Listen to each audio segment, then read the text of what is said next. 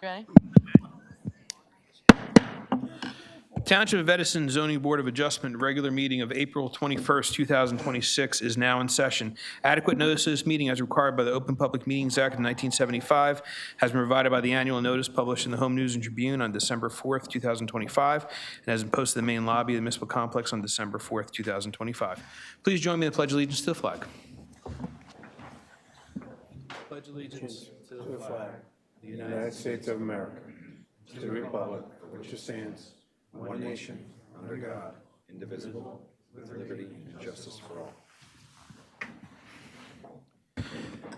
Madam Secretary, roll call, please.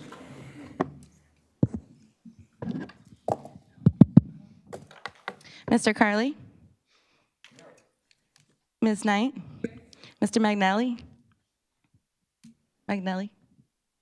Magaletta, yes. Magalelli. Mr. Ayotte? Here. Mr. Johnny? Here. Mr. Chabra? Here. Mr. Patel? Here. Mr. Schneider? Here. Mr. Sidaha?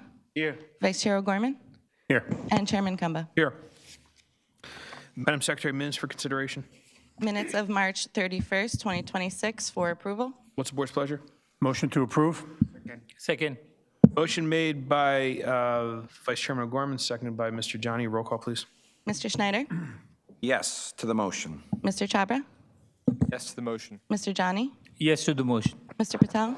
Yes to the motion. Mr. Sidaha? Yes to the motion. Vice Chair O'Gorman? Yes to the motion. And Chairman Kumba. Yes on the motion. Thank you. Madam Secretary, resolution. D17, 2025, Suresh Modi for approval. What's the board's pleasure? Motion to approve? Second.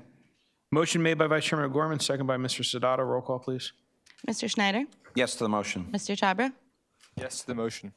Mr. Sidaha? Yes to the motion. Vice Chair O'Gorman? Yes to the motion. And Chairman Kumba. Yes on the motion.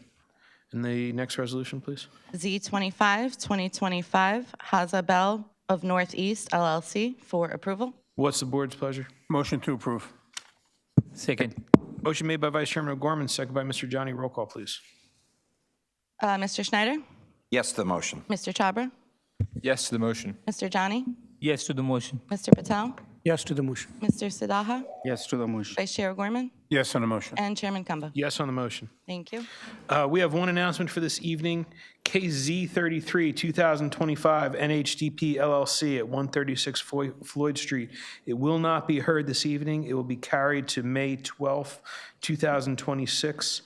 If you're here for this case, Z33 2025 NHDP LLC, it will not be heard this evening. It will be heard on Tuesday, May 12th, 2026, with a meeting beginning at 7 p.m. here in council chambers. You have further notice. This is your notice. Thank you, council. Of course. Good evening, ladies and gentlemen. This is a regular meeting of the Township of Edison Zoning Board of Adjustment. The board is composed of Edison Township residents appointed by municipal council who volunteer their time and service to the board.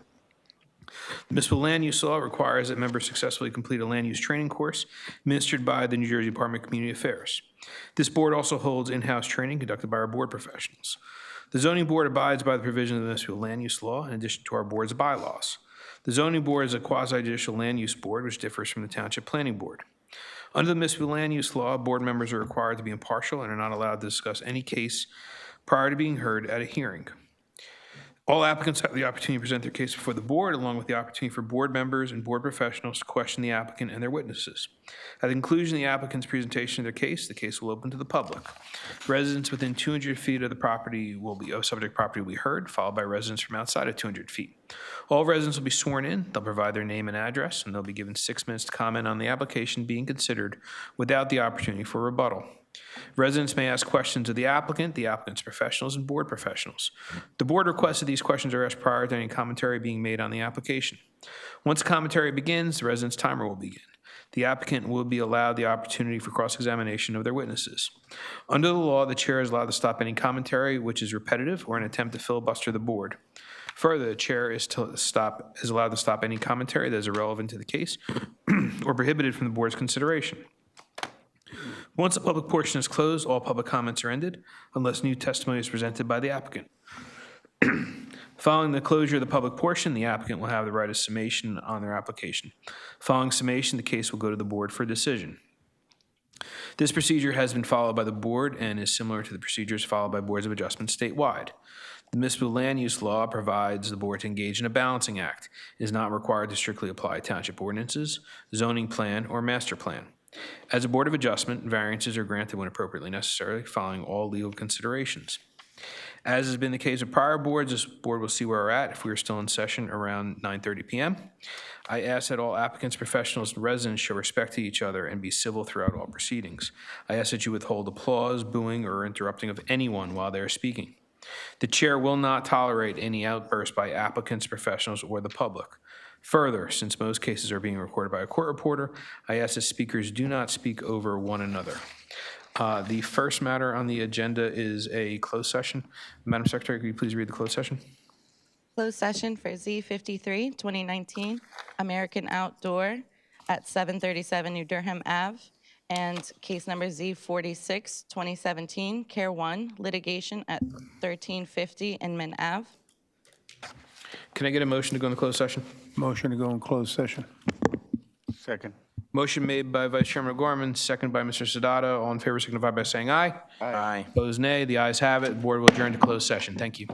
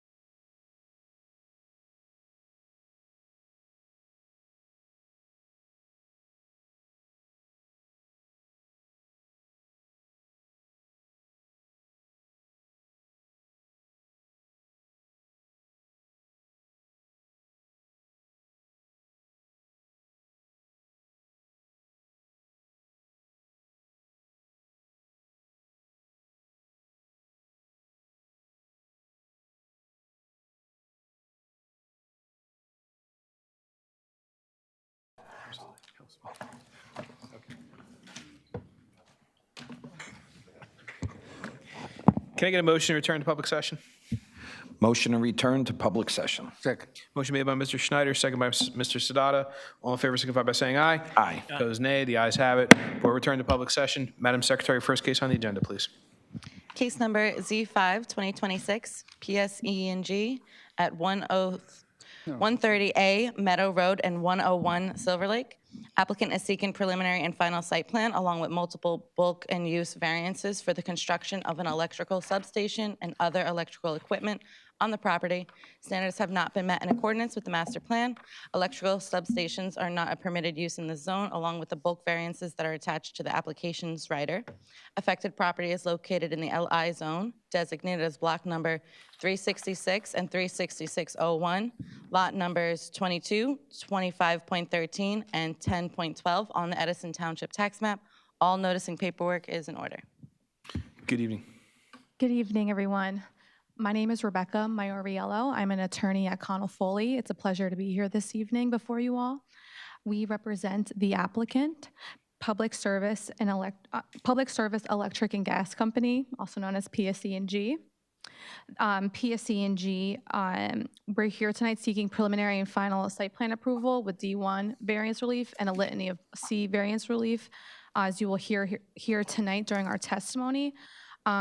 To construct a substation on 3 separate parcels within the Township of Edison. So just to give you a brief background, 2 of the parcels are known as 130A Meadow Road and 101 Silver Lake Road. These are 2 contiguous parcels, so they're right next to each other. 101 Silver Lake Road measures over 88 acres, and it basically consists of unimproved land. There's also an existing electrical transmission line that runs through this parcel that contains 5 monopoles and 9 lattice towers as it exists today. As part of this application, we're going to seek to remove one of these lattice towers. Also, right next to 101 Silver Lake, as I previously said, is 130A Meadow Road.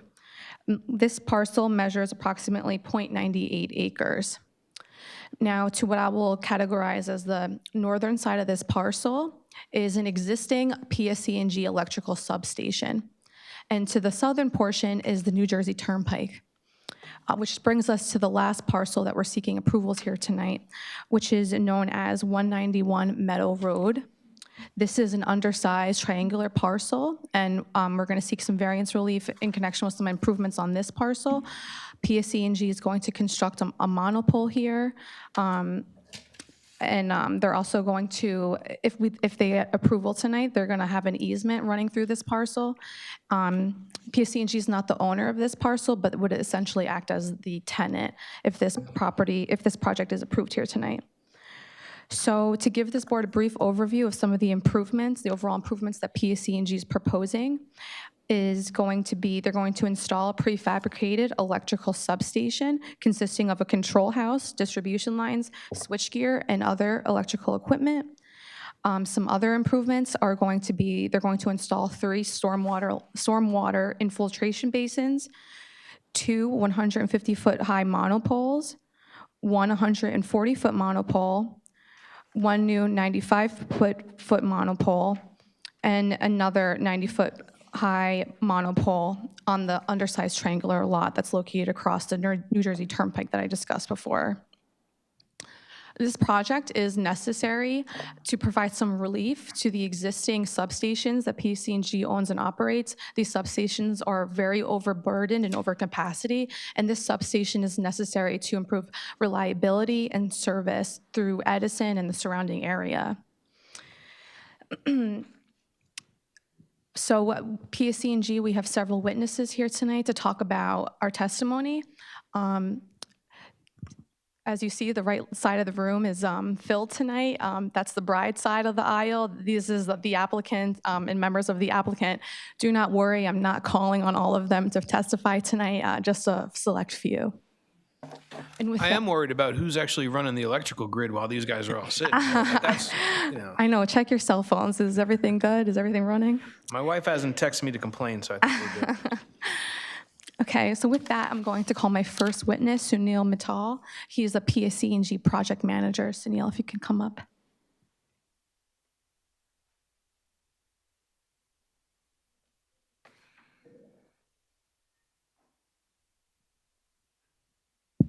Good evening, everyone. Do you swear or affirm testimony you give this evening is the whole truth? Yes, please. Okay. Please state your full name and spell it for the record, please. My name is Sunil Mittal. First name S as in summer, UNIL. Last name MIT as in telephone, AL. And what is Mr. Mattel being offered for? He's a fact witness. He will provide testimony on site operations, some of the proposed improvements. Mr. Sunil has taken a lead role with designing this project and post-construction as well, so he's going to provide some factual testimony about site operations. But no expert testimony? No. Okay, thank you. Okay, Sunil, so you just stated your name for the record. Can you please tell us who you are employed by and what is your position at your employer? So I'm employed by PSENG, and my function is project management. I've been here for 8 years. So the project management is essentially the construction of the substation, and there is additionally procurement, engineering function, and taking care of the project schedule, basically determining the entire duration, cost controls, economics of the project. Thank you. You also take part in managing project and site operations, is that correct? Yes. So once the construction is done, there's going to be a testing and commissioning before the project is handed over to the PSENG operations group, where they manage the instrumentation and operation of the substation prior to the electricity being distributed to all the customers. Thank you. And as the project manager, are you familiar with this project? Yes, I am fully conversant and familiar with the project. Okay, so I would like to introduce Exhibit A1, which is an aerial exhibit of the site. Okay, who prepared that exhibit? Excuse me? Who prepared the exhibit? Our project, who prepared this? PSENG. Could you identify yourself, whoever is speaking? If you could just be on the microphone, Yeah. please. Behind you is on that. Right there on the podium there. Thank you. Lisa DeFranza, I'm with E2PM. Okay, and who I support licensing and permitting for PSENG. All right, and I who- also prepared the landscape plan, not this plan. okay, who prepared A1? PSENG, Surveys and Mapping Department. Okay, and you know that how? I work with them to get them prepared. Okay, and so it's A1, and any objection? It's an aerial exhibit prepared by PSENG. If we look in the signature block, it's prepared by PSENG. It is dated, apologies. It is dated, what's the date? Oh, yeah, April 17th, 2026. Okay, and is there a sheet number on it, or is it just by itself? No, this is a single sheet. It's Okay. the title is the PSENG South Edison Substation, Okay, so it made it to A1 then. A1. You also put the date on by the A1, just today's date, so Today's it's clear. date. Up top, yes. April 21st.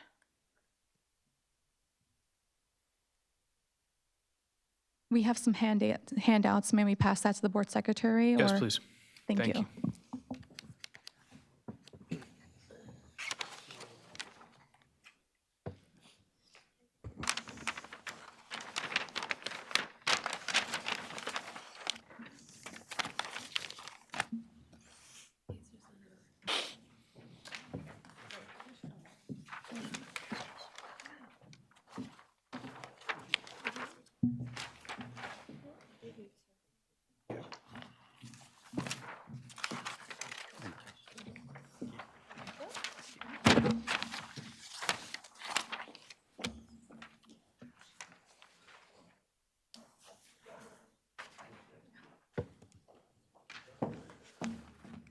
Okay, thank you.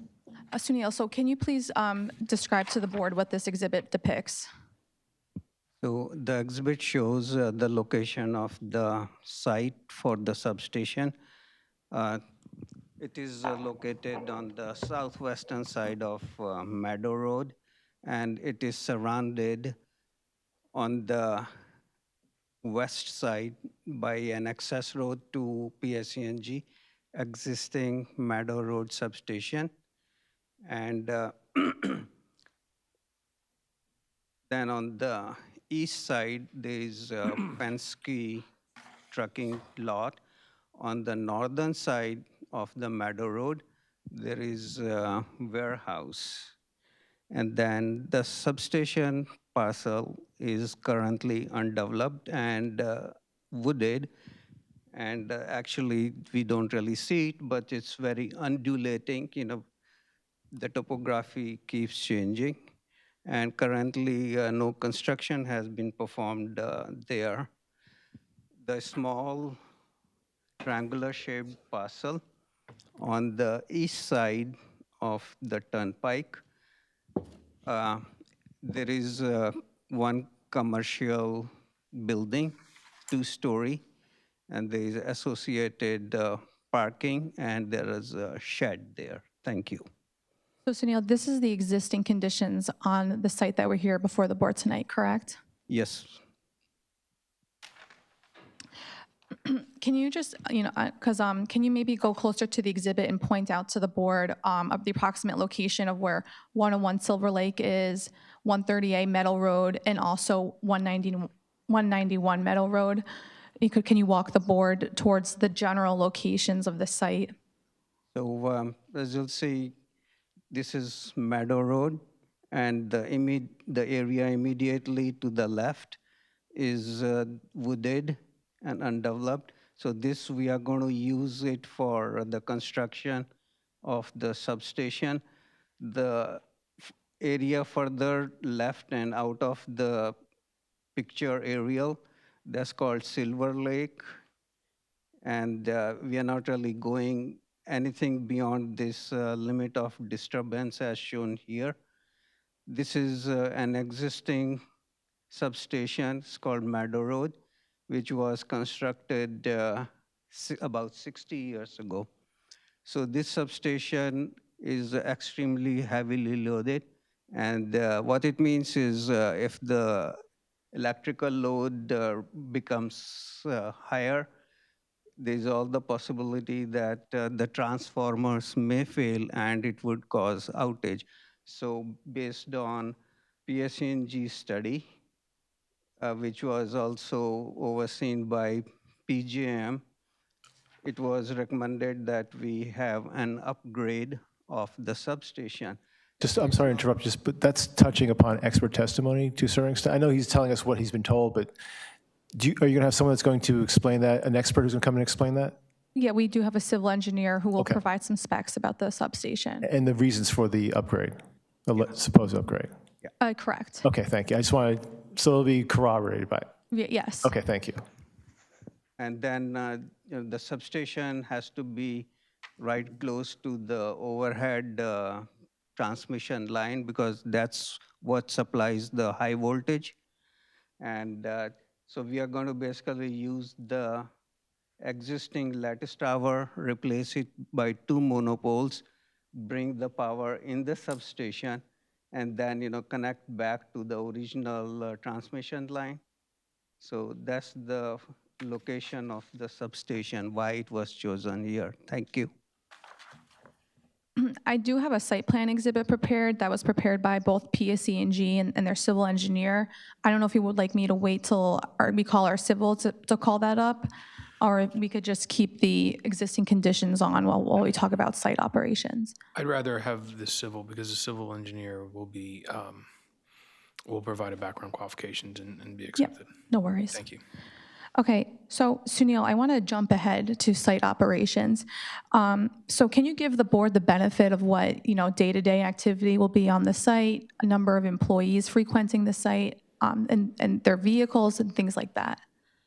Okay, so we are going to have a control house here, right very close to the access drive, but there would be a new drive here because it serves two different purposes. And there are going to be up to 2 operations and maintenance people who would come weekly at the most and run checks on the control house here. So what they're going to basically park within and the right next to the control house, and they bring their own tools, special testing equipment. They come in either a small utility van or pickup trucks, and they do the testing and then leave whatever trash they generate, they take with themselves based on PSE&G working policy. So there is no really waste generated at the site. Thank you. So Sunil, so what type of equipment, if any, will these maintenance workers bring onto the site, and where will they do any loading or offloading activities? So there is no really loading or unloading zone or area needed because everything is pre-constructed. They bring their own tools within the van. They carry, do the testing, and then go back. And the substation is unmanned facility. So primarily they check the control house, which is used remotely through the central commands, as well as that control house checks on the equipment within the substation. That equipment is primarily transformer, breakers. So that takes care of proper operation, and we are able to, PSE&G is able to identify any forthcoming problem based on the readings and instrumentation. Thank you. So just to go back to the loading, so is it correct that any equipment or any loading or unloading will be done completely within the site? Yes, please. And what about parking? Does the proposed site have any parking?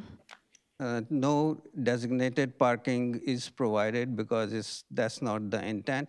They basically park right next to the control house and they walk over the rest of the substation to observe the operation and see if there's anything which may be seem out of place. And they go back and report their findings to the central command. Thank you. And you mentioned this a couple of minutes ago, but I just want to be clear for the board. How will trash be handled on and off the site? So it's very possible that they would drink tea, coffee, or soda. So basically, by PSE&G policy, they essentially keep all the trash with themselves, and they are supposed to take it back to the central division headquarters, where they dispose it off in receptacles which are designated by the company. So they are not supposed to really leave anything at the substation. Thank you. Very quickly, that's solid waste. Is there any waste being produced by the station itself through operations? No, there is none. Okay, so solid waste will be brought in and taken out by the employees? Yes, please. Okay, thank you. Thank you. Now I want to jump to site security. So what type of security measures does PSE&G proposing in connection with this project? So PSE&G did analysis of the security measure, which is a standard procedure, and it applies to all the substations. So based on that study, PSE&G decided to provide a 20-foot high wall with respect to the grades on the Penske side. So there is going to be a wall here, and then the rest of the substation, they are going to have anti-cut, anti-climb fence, and they're going to be manual gates with cut-proof locks. This wall, the eastern side, that the details, architectural details of aesthetics, they were developed in consultation with township, and we are providing decorative features so that they look aesthetically, they look great, at least to me. And then the wall would have in the lower half gray stone finish, basically embedded, and the upper part of the wall would be beige in color. And there are going to be steel columns in between the panels. Thank you. We have some renderings of the proposed wall, if it would please the board to show. Yes, please. Okay.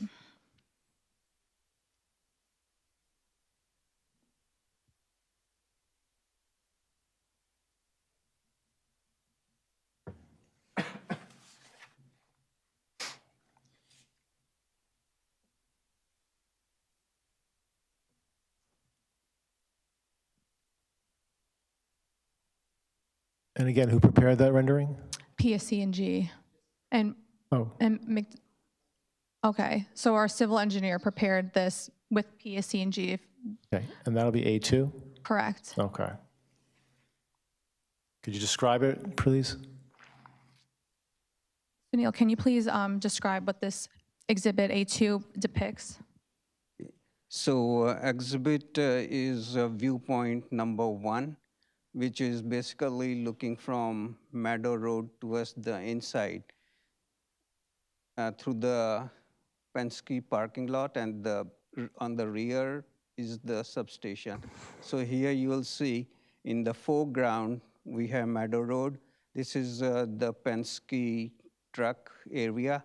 And then we are going to have the decorative wall here from left to right. And So if I may real quick, so the bottom image is the proposed, the top image is the existing, and yeah, correct. that's looking west from Meadow, correct? Yes, please. Okay. Please continue. About to say that. Okay. I apologize. Okay. I apologize for cutting you off. Go ahead. Yeah, so this is viewpoint number 1, and we have developed other viewpoints also.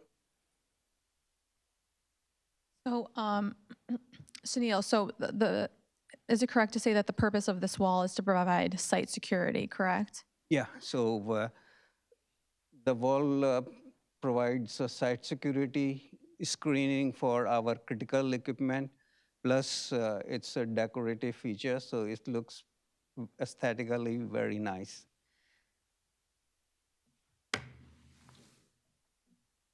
Okay, we have another rendering of, Can I ask a question before we go to the next rendering? So can you provide some detail as to what the security reason for a 20-foot wall? So security, it was based on industry-wide concern against threat and damage to the substation. I could give an example. On my previous substation in North Brunswick, there was a person who was trying to damage the substation, and they worked with some person to do the work. But then that person turned out to be, the execution of the damage intended turned out to be FBI agent. So everything was arranged. I think monies were paid or whatever. And this person was leaving USA at Newark for Paris. And that's where FBI caught the person before he was able to go. So these are the situations which are coming more and more common in US, our country. So in recent times, there are standards have been developed in order to, how to really protect the equipment, major critical equipment. So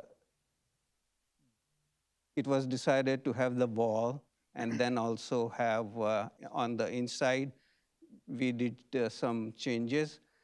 And on the other sides, which are not readily could be seen from the street, Meadow Road, we are providing anti-cut, anti-climb fence, which is a special. Just as a follow-up, though, you said that the chair asked you if what the standards are. You said there are standards. Where are those standards found that you're saying it should be a 20-foot wall? Okay, so the standard is not for 20-foot wall, but it's a line of sight.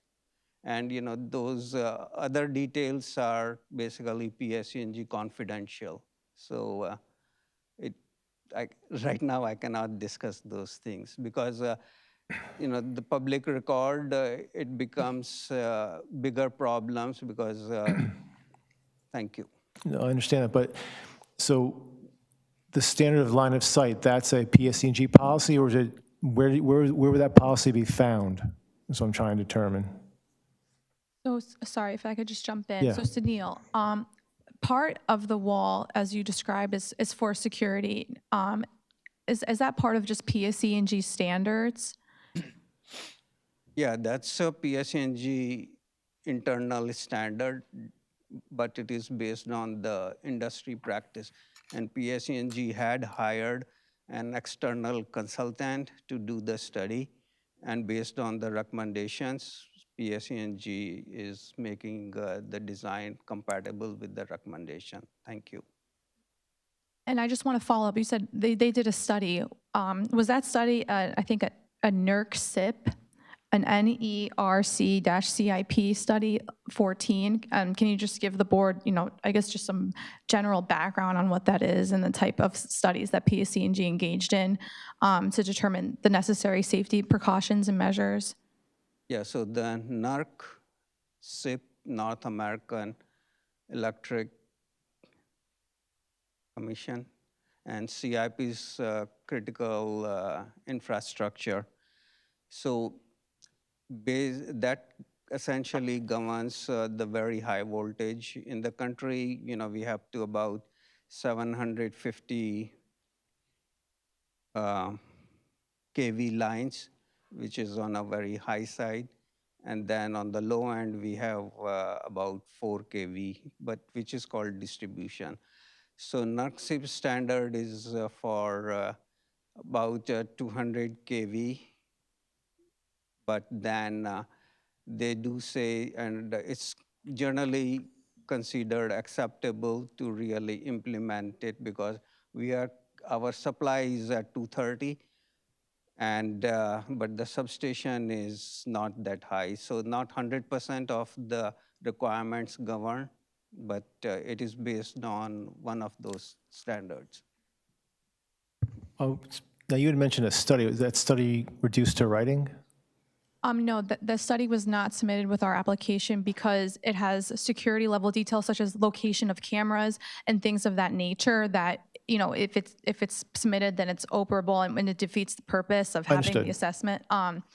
But I can represent for the record that PSE&G has, because there is an existing substation right next door, and we'll continue to work with fire, police, just to make sure that, and also conduct training with them. It's a collaboration to make sure that all safety standards are met and that we're working as a team with respect to site safety. One more point I want to make for the board, Sunil. The PSE&G, did they unilaterally design this wall, or was there any collaboration with any other outside entities besides PSE&G?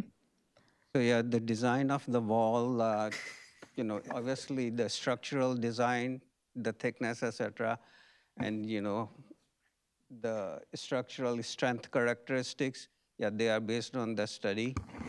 And the architectural design of the wall, it was consulted with the mayor and the township officials, and We had several meetings, and they provided an example, and we kind of had a slight modification just because of the wall height. So it was in consultation and collaboration with the township. Thank you. Okay. We have another rendering of another viewpoint of the wall, if it would please the board to present that as A3. Also prepared by our project engineer, Burns McDonald, and PSC&G.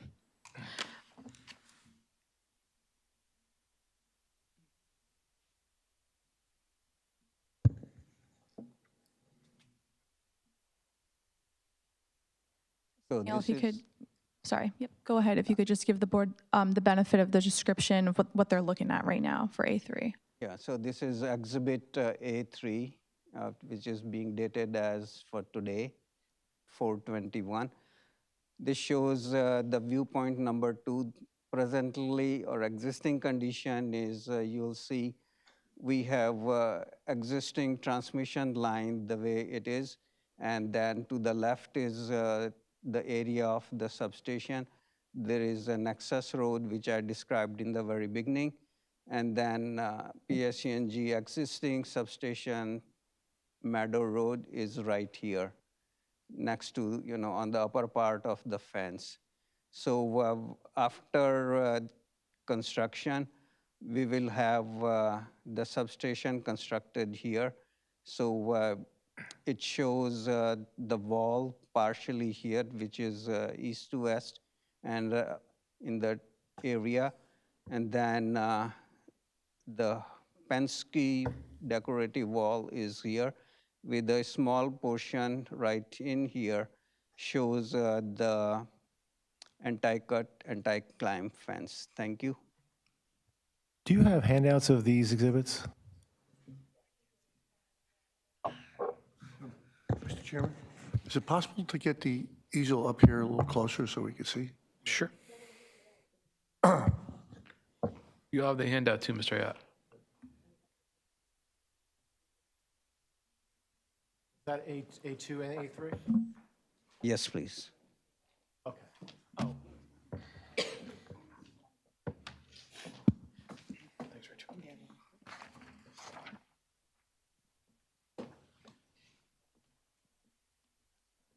So for the board's benefit, A2 on the bottom portion of the page says viewpoint 1, and A3 on the bottom of the page says viewpoint 2.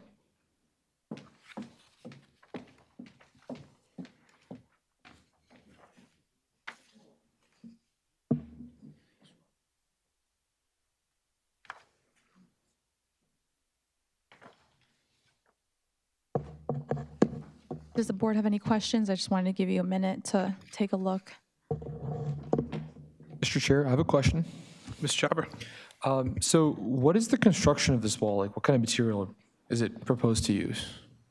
So the wall is precast concrete wall. And in between the wall panels, there's going to be vertically structural steel columns, which are anchored to the foundation base of the wall. Is it like a filigree, like precast, or like pure precast? Just It's a precast concrete. And with this special casting so that they could put gray stone at the bottom half, and the top half will constitute of the beige color concrete panels. and that's 20 feet high. You said, right? Sorry, It's 20 feet high. Yeah, 20 feet high above the grade of Penske lot. Isn't that like a little too excessive? Concrete precast panels, steel for a 20-foot high. Is that something that you guys do typically in your other PSCG?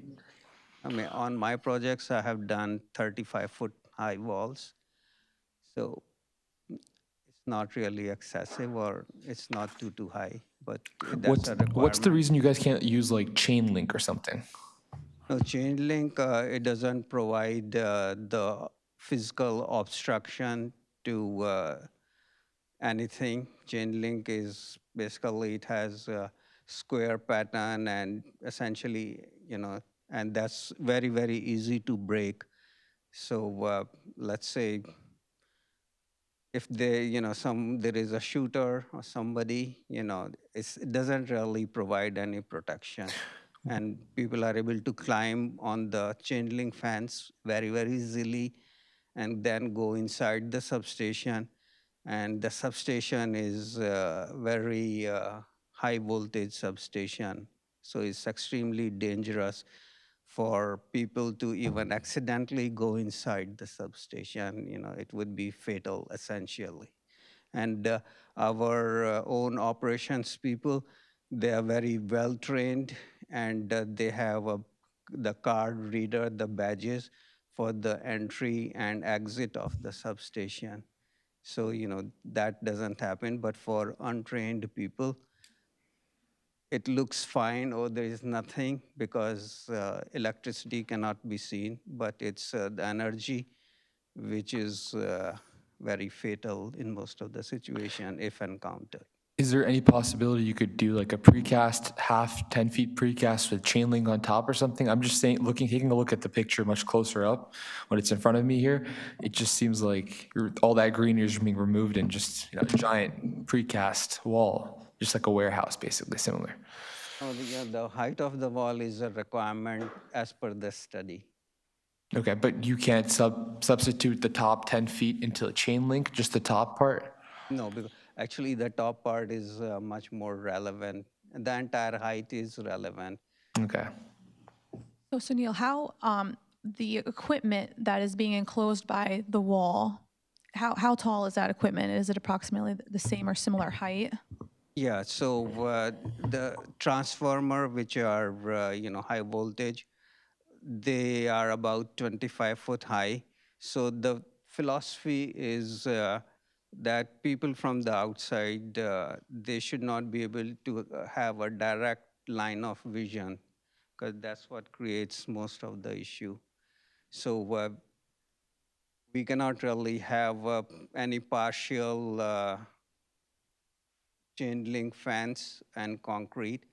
So it's kind of provides solid obstruction to any say firearm or whatever we want to say, direct access to the critical equipment. And that critical equipment, it takes many years for order and manufacturing. So that's why it is best to really have a proper security measure. And it's also very expensive. So if we don't really do proper planning, evaluation, analysis, it becomes not only an outage issue for the customers, but then it's for a very long time of several years. Thank you. How long is the wall? The length is about 350 feet. Because 650 feet? Yes, please. Mr. Aya, if you just be on the microphone, please. I want your fans to hear you at home. Okay. And is it four, clarify this, is it four walls that are 650 feet?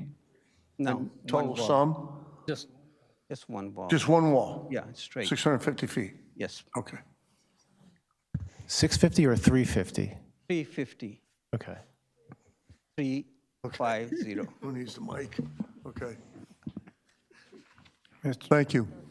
You're very welcome. Vice Chairman? So does this wall go around the entire perimeter of the site? No, it's only along the Penske lot. The other sites, we will have anti-cut, anti-climb fence.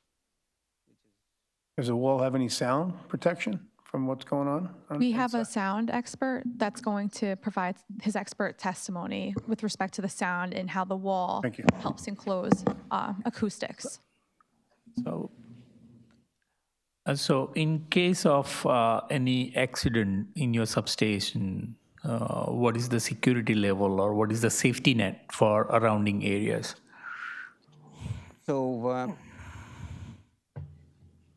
There's a continuous monitoring of the equipment, and it's kind of well known that transformer or switch gear, how they behave over a period of time, if there are any temperature variations, and the electrical characteristics. So these are very carefully monitored through our control house as well as the central command. So they are able to predict the problems associated with any of the equipment. That's the current process, though. But in case something happens, some accident happens, there are always flaw in the monitoring in any system. I'm not talking about PSNG. Something happens. How do you make the safety around the places? So looking at the size of the substation and the location of the substation, the surrounding citizens, whether it's commercial or residential, the issue does not propagate to more than about 50 feet. So that's about 50 feet is like a rule of thumb, which is considered. And the transformers are well within 50 feet or less with respect to other equipment, but with respect to the perimeter, that distance is much greater. So it's not likely to impact anybody.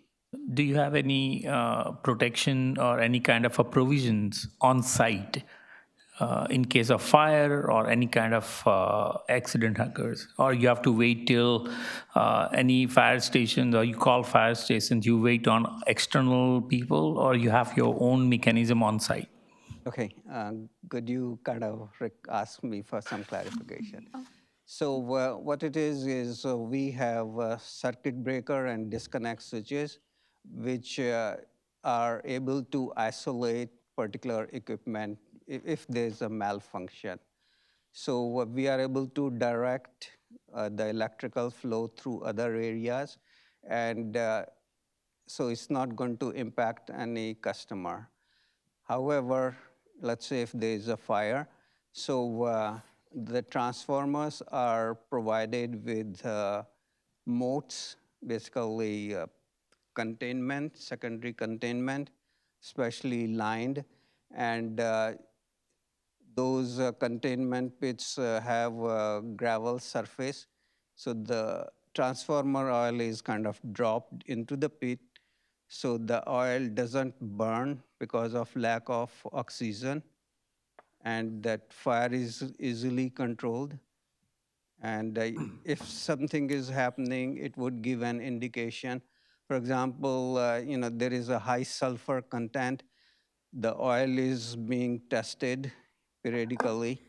So if there is an indication of high sulfur content, operations will be able to identify of potential problem. So it can be easily taken care of. Thank you. Thank you. Just one more point I want to make on this, on the wall. So the purpose of the wall is not only to provide protection from outside of the facility, but also to contain maybe emergencies that might happen within as well, correct? Yes, please. Okay. One more point I wanted to touch upon. Can you just give the board the benefit of, during construction, what type of environmental studies does PSC&G go through and assess to make sure that everything is clean coming off and on the site? So PSNG environmental protocols, they require that all the excavation material which comes out, they be tested for potential contamination, namely chemical contamination, prior to its handling, transportation, and disposal. So for 100% of the cases, it is pre-tested, and in 99% time, there is no problem, is taken care of. But in case if there is some contamination, there is a special handling, and the transportation disposal is in accordance with the environmental regulations. And PSE&G policy is that we follow rigorously all the requirements by different agencies. Thank you. Thank you. And just, this was mentioned in the planner report, so I just wanted to mention it for the record. What's the PSE&G's policy with respect to snow removal on the site? Yeah, so snow removal, we have, so for snow removal is essentially in the area of the driveways. So we have driveways within such substation which are more like shape of an 8 number. So PSE&G has a snow clearing plan for all the substations. So especially it will be developed for this substation. So a snow plow would come and pile up the snow, or it will take the snow with it through trucks and then dispose it outside. So there is no really issue with any snow while people are at site or any of the operations. Thank you. Okay. I don't have any further questions for this witness, and I defer to the board. Does the board have any other questions for Mr. Mithil? Mr. Chair, I have another question. Jobber? So that existing substation that is west of the Penske station, Penske truck stop, it has an existing fence there. What's the current size of that existing fence there? So that substation was constructed about 1965, which is 60 years ago. So all the regulations and the issues were not present there. And based on the criticality of the substation, PSE&G has done the evaluation, and it is determined the problem is much bigger for the new substation. And for the existing substation, the standard height of the fence is 8 feet, but then that substation has a restricted entrance also. There is an outer fence. Have you guys had any issues with that existing substation? Any kind of vandalism or such in the past? I'm not aware of any Okay. vandalism. Would you be able to, point on that map, the first map, A1, and show where that fence is? Because I'm still not understanding. 300 feet you're mentioning is by that Penske, which is east.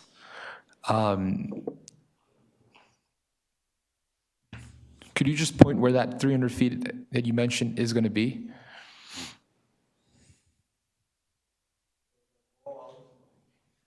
Mr. Mithil, I'm going to need you to be on a microphone, please. Just grab the microphone. Thank you, sir. Okay, so 350 feet is the length approximately of this straight line Okay. adjacent the Penske lot. And what, And then substation is here. So the substation is enclosed within this boundary. To the left of this line vertically. So it's a smaller substation. okay. And what prevents someone to just come in from around the rest of that proposed disturbance line? We understand that the 20-foot fence is going to be 350 feet alongside that Penske, but what if someone comes from the north or the south side? I mean, what kind of barriers that you're going to have there? So we have existing fence along Meadow Road here, and there is a fence along this yellow reddish line. So people cannot really directly come inside. And then this substation is bound. So it has basically only the residential area. I'm just kind of playing devil's advocate. So it's unlikely that, anything is going to happen based on the history there. But there's no other way from the bottom of Penske, someone to come in from there or anything? There's no risk there? No, there's no risk here because there is an existing fence here enclosing the entire property. And what kind of fence is that right now? The standard chain link fence. Okay. And this, the previous operation here at Silver Lake, it's been there for decades. Gotcha. So the main concern is in front of Penske. That's where you guys are proposing the 20-foot fence. Yes, Okay. All right. Thank you for the clarification. you're very welcome. Any other questions for Mr. Mithel? Yeah. Well, Vice Chairman? what happens if this gets approved? What happens to the existing substation? Is that going to remain or? Yeah, so existing substation will remain, but the electrical loads which are here for the existing station, they would be transferred to the new substation. So the overload of the Meadow Road substation will be reduced. I'm just kind of, let's say, if the load is 80 MVA and the capacity is X amount, so it would basically be halved. So in order that, this existing substation operates, plus we will have a capacity of the new substation. So both of them will work in tandem. Thank you. So Sunil, I just want to make it clear for the board, we are not proposing any improvements or modifications to the existing substation. That is correct, yes. Any other questions from the board for Mr. Mithel? So during post-construction, you move into the testing and commissioning phase. During that phase, how many personnel are usually on site for that phase? So testing commissioning is very similar to regular construction. So typically there are about 8 to 10 people which come and test various equipment, and they would basically be parking along here close to the existing access road. So they don't really upset any operation or living off the residential areas here. They don't really park there. They basically use the gate and park inside. Thank you. Okay. And then does the site envision any, so I know you did put in terms of waste removal and things like that the crew pretty much takes in, they take out what they bring in. What about facilities, if there are people there working, what about facilities for, is there a porta-john or a bathroom on site? Yeah, so we will have trailers which are equipped with toilets or bathrooms, so they could use it. And then isolated areas, we would have porta-johns which are maintained weekly through external companies. That was my next question. Thank you. For hygiene purposes. Okay. All right. Thank you very much. You're welcome. Any questions for Mr. Mithel? Okay. Thank you very much. We appreciate it. You're very welcome. Thank you. Okay, Sunil, you good to go back? Ms. Mariarelli, that packet of three sheets, there's a third sheet which has been no testimony. Is that going to be, was somebody else going to testify about that, or? I'm not sure. That's viewpoint number 3. Yeah. There's no testimony on that.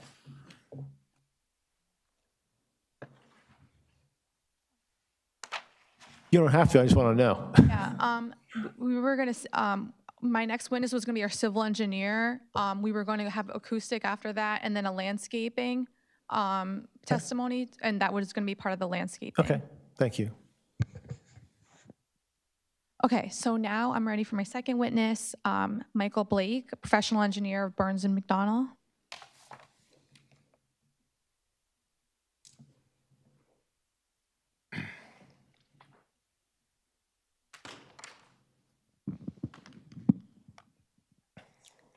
Raise your right hand, please.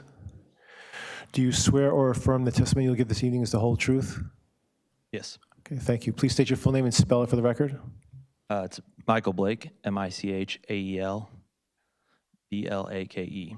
And Mr. Blake, if you could please provide the board with the benefit of your background and qualifications. Yeah, I'm a New Jersey PE licensed professional engineer with Burns and McDonnell Engineering Company, 9400 Ward Parkway, Kansas City, Missouri, 64114. I obtained my Bachelor of Science in Civil Engineering in 2002 from the University of Missouri in Columbia. Since graduating from college in '02, I have been working as a consulting engineer for close to 24 years, which has included multiple electrical substation and power generation facility projects for numerous clients, ranging from investor-owned utilities to municipal cooperatives. Since early 2019, I have been involved with several PSE&G projects in the state of New Jersey. I obtained my original PE license in the state of Kansas in 2009, and through reciprocity, I became licensed in the state of New Jersey in 2019. My New Jersey license is currently active. As for Burns and McDonnell, I've been there a little over 7 years. My current title is an associate civil engineer and also assistant department manager in our civil structural group, which is part of We'll our accept transmission and distribution group. We'll accept you. Thank you very much. Okay, thank you. Okay, Mr. Blake, are you familiar with this project that we're here before the board tonight on? Yes, I am. Okay, did you prepare any plans in connection with this project? Yeah, I'd like to introduce Exhibit A4. Oh, sorry, that's a little loud. And did you prepare this Exhibit A4? I prepared this exhibit along with PSE&G, Surveying and Mapping Group. Okay, It is labeled the overall site plan. Basically, it shows the full property. And what's the date on that, please? The date is March 30th, 2026. okay. Again, this I'm is- sorry, again, that's prepared by you or under your direction? Yes, it is. Okay, I'm sorry. The board should have this 11 by 17 site plan before. Yes, we do. And Okay, thank you great. for abiding by our wishes and request on that. We Of appreciate it. course. Okay, so Mr. Blake, can you please walk the board through the site plan and what we're proposing? Yeah, well, so right now I want to talk about the existing conditions. I know we briefly talked about it, but in general, it's roughly 90 acres, this whole property encompassed. The red hatching area over on the right is kind of the substation proper. And then the triangular portion across the New Jersey Turnpike is where the monopole location will be. The site's existing topography, which isn't depicted on this, but in general, it drains from kind of in the middle of the station towards Meadow Road, and then the kind of the southwest portion drains kind of into this lower region. It's an area that's wooded and consists of dirt trails and kind of an open area. There's also wetlands located in there. So the wetlands have been identified. One thing to point out is that we will not touch any of the wetlands during construction. As of March 19th, 2026, we received a approval letter from NJDEP for a freshwater wetlands letter of interpretation. So they agreed with kind of our examination. And you submitted a copy of that, I believe, right? It's part of the submission? Yes, Yes. this was submitted with our application. Additionally, there is a floodplain located within proximity. The proposed development area is adjacent to it, but will not be encroaching or impacting it. And we also submitted a letter showing approval from NJDPE for flood hazard verification, and that was dated June 10th, 2025. Now I want to switch to and introduce Exhibit A5.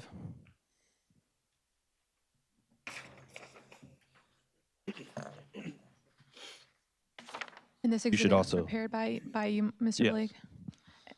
If you could just give the board the title and when it was prepared So or it's dated. Exhibit A5 is titled Site Plan. It is also dated March 30th, 2026, and it was prepared by Burns & McDonnell and PSE&G.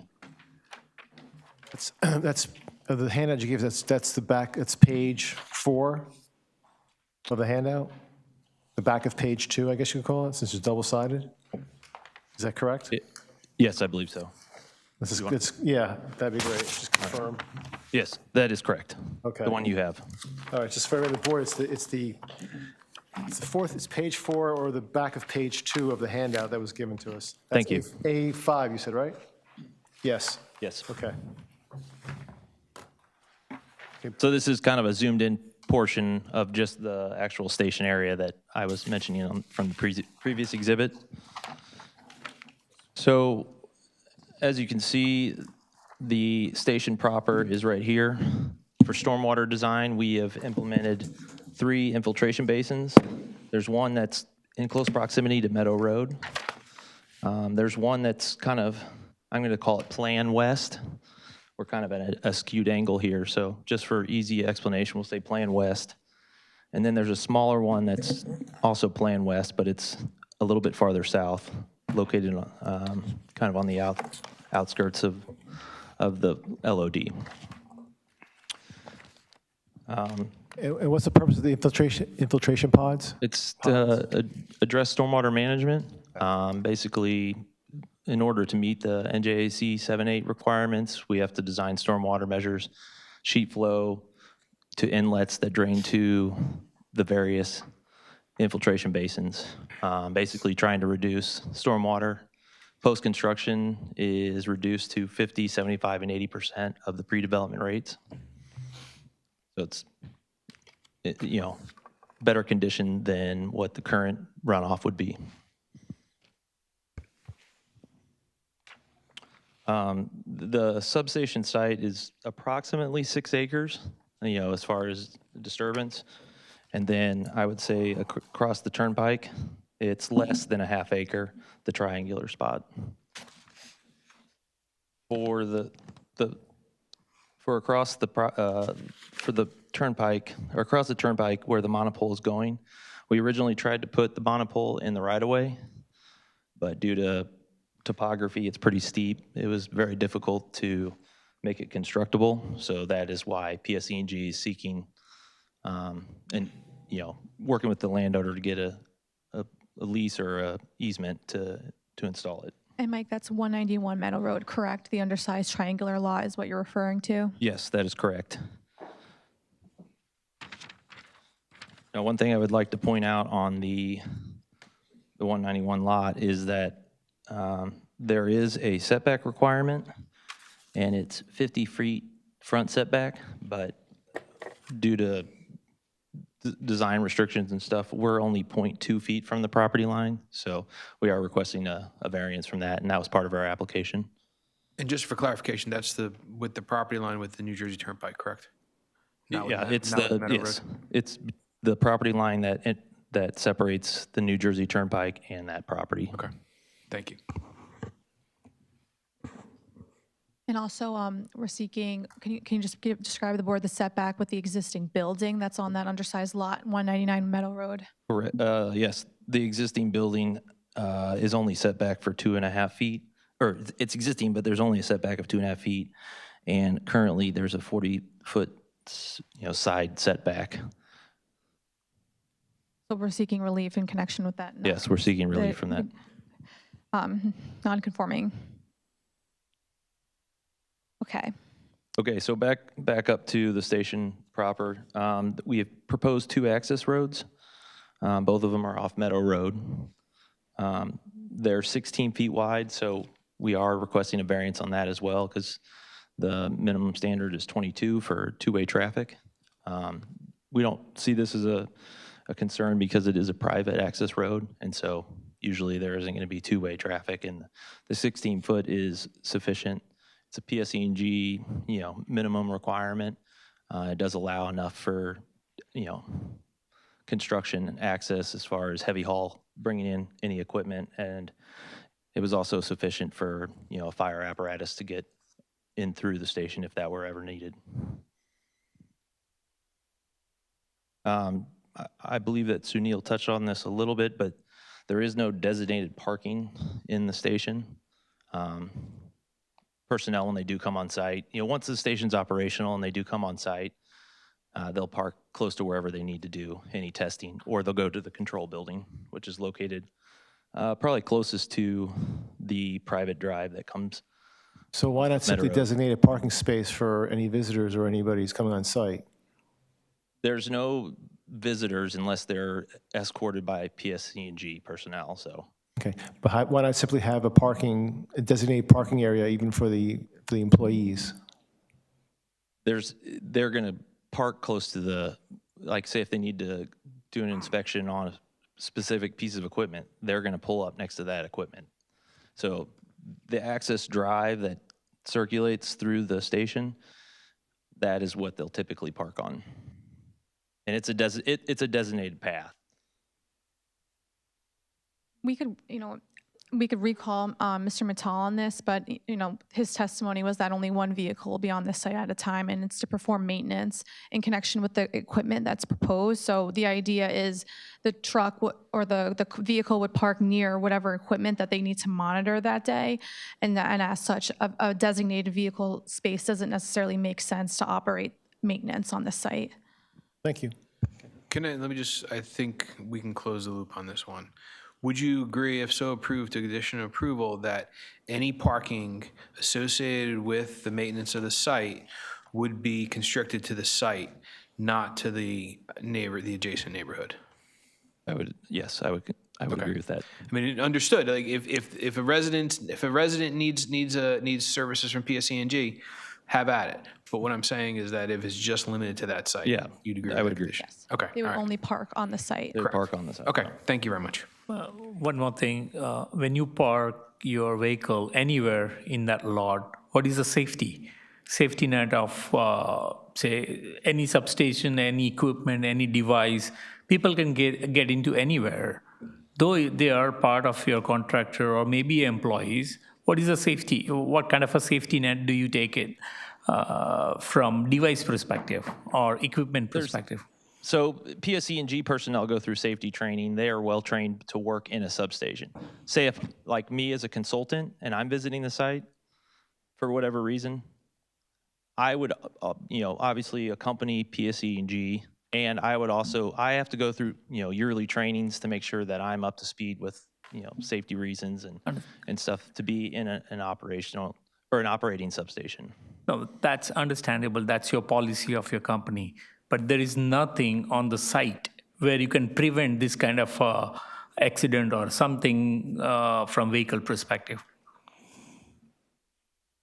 So I guess I'm trying to understand the question. So I guess like third parties, like a random citizen coming on the site, or? I'm sorry, no, not a third party. Your employee itself can bump into any devices, any equipment, because you are allowing him to go anywhere. I think, this is kind of an operational question, and I could recall Sunil to talk about employees and how they're trained and make sure that how they the proper safety mechanisms, and he could provide testimony about their training. We could do that right now, or whatever is the pleasure of the board. Go ahead. I don't want to disturb him, but we can take it a little later. Okay. Yeah.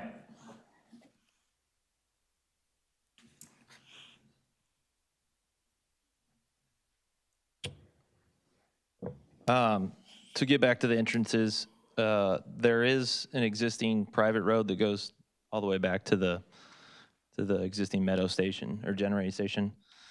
There, we do have a third access drive off that, but that really is just for access to the backside of the station, and also to the monopole before the transmission line crosses over the New Jersey Turnpike. So it's more of just a maintenance, and I wouldn't, that probably won't see much traffic on it, but I did want to point it out that there is a third gate. On the site, there's a control house, which we did mention. There is sanitary and water utilities going to it.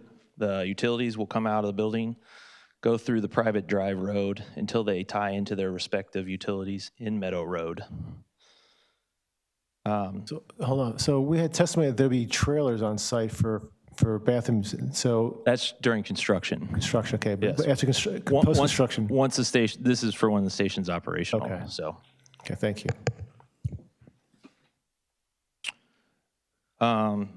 As Sunil, discussed, and you guys asked questions, I did have it written down just to talk about exactly where the wall is, just to reiterate the 20-foot wall along the Penske lot, and then the anti-cut, anti-climb fence ties into that, wraps all the way around the station, and comes back around. So it does provide a secure perimeter.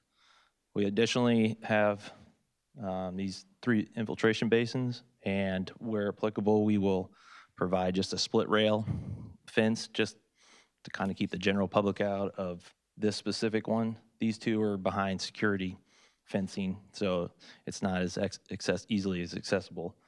But as far as this one, it's kind of a standard fence that you would see.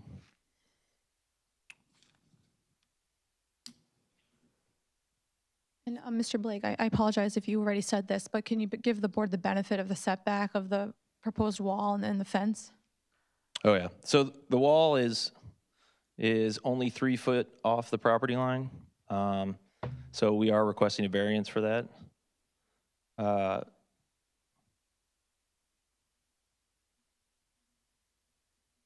The proximity of the wall to the property line was in order to provide enough travel access road between here, we did have to push it up against that property line, which is why we're requesting a variance. The 3 foot off is just to provide some additional spacing between Penske and the wall. But that was one of the variances included in our application. And Mr. Blake, in connection with some county approvals that we're also seeking for this project, we're constructing a sidewalk along Meadow Road, is that correct? Yes, that is correct. The sidewalk will be constructed along the frontage of the property. There's additionally going to be some landscaping along that same frontage. We do have landscape architect who we, discuss that in further detail. But one of the questions that on the comment letter that we received today was to make sure that it will be ADA compliant, and we will make sure that the sidewalk that is constructed is ADA.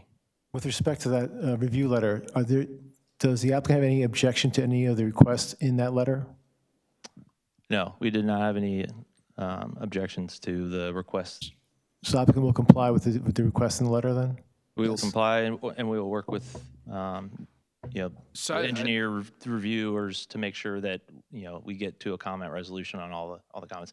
I'd like to haven't go read I've gone through the comments, but I'm still I flew up this morning, so I only had like a couple hours to analyze it. But yes, we will make sure that we reach an agreement on everything. We want to go through point by point. We want to give both our, Mr. Carlisle, would you be on microphone?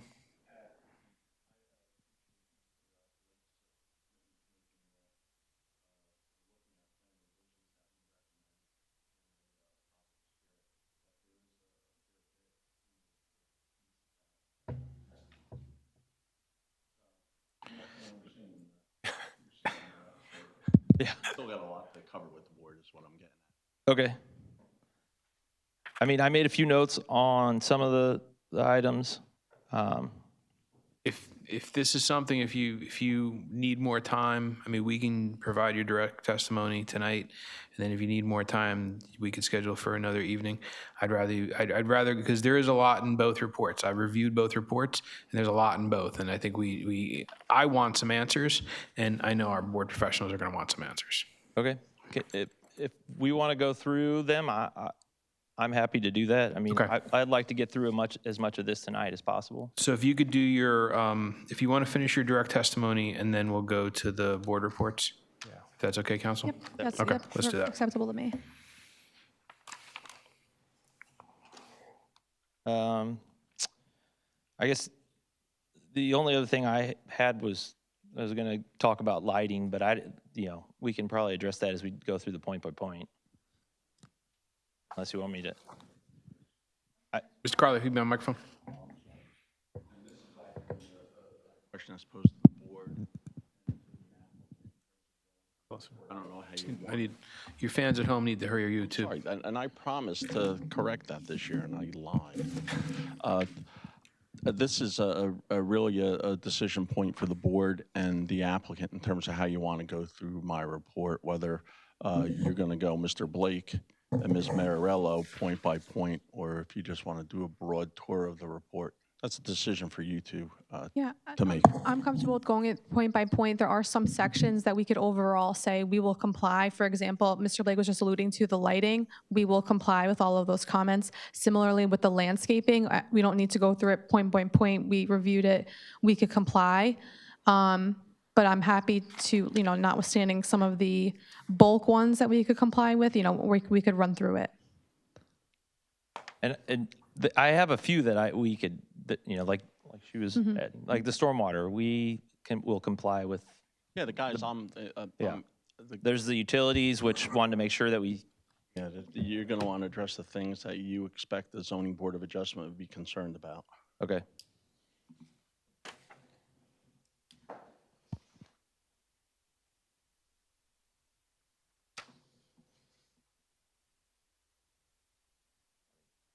Yeah. Do you want me just to start going through the report point by point? Okay.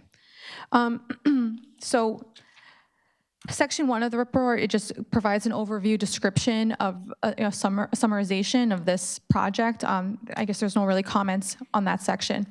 Moving on to section 2. 2.1, the applicant shall provide testimony describing proposed site operations. Mr. Mittal came before here earlier this evening. We could recall him. I know there's another outstanding question about employee training, safety, and the sort, so we could recall him. 2.2, Mr. Blake already provided testimony that the sidewalk will comply with ADA. I know there was something about the access road you wanted to mention about building code and having those access driveways ADA compliant. Oh, the sidewalk will be ADA, especially where we cross the driveways.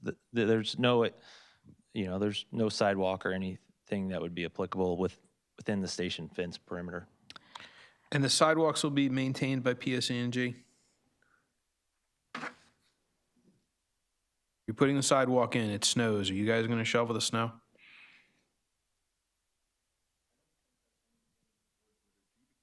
On PSE&G's track, the dint of ownership of sidewalk, particularly for a non-resident. I would hope they're going to clear, because otherwise they're going to get a visit from my good friend Mr. Ayotte after it snows. The ordinance tells them to. We were talking about snow removal. Your ordinance, Edison's ordinance, is on point with it. I'm sorry, shame on me. Your ordinance is on point with snow removal. Apparently, it's come up before. The applicant, So you have a section of your ordinance that speaks to snow removal requirements, et cetera, et cetera. 72 hours, the sidewalk in front of your property, et cetera. 12 hours. Yeah. 12 hours, Mr. Cronin. 12? 12 hours from the last snowfall, yes. Well, you have a hanging judge over there, so the there you go. applicant, we stipulate that we will comply with Edison ordinances regarding snow removal, adjacent property owners' responsibility to remove snow within a certain amount of time, and we will comply with respect to the snow on the sidewalk. Great, thank you. Section 2.3, that all improvements on the property's frontage shall be inspected by the board engineer at the time of construction. We will, of course, agree to that. Section 2.4, yes, we are working with the fire chief, Chief Stoff, to review our plans. We've sent him several turntables. We would like to have a meeting with him. Like I said, there's an existing substation. Edison, PSE&G is already a neighbor in Edison. We have relationships with the fire, police, and we will continue to make sure that this application is satisfactory to them as well. So just to hold you up there. So I have a copy of a letter dated April 20th, 2026 from Fire Chief Andrew Toth. It's addressed to the zoning board. I reviewed the updated plan, and Division of Fire finds a proposed site plan suitable in its requirement related to the New Jersey Uniform Fire Code regulations and fire apparatus turning radius. So you're good there. Okay, sorry. I did not see that yet. It's okay. But thank you. If you want my copy. Thank you.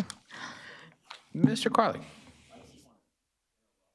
A little bit, Ms. Marano's progress through the letter.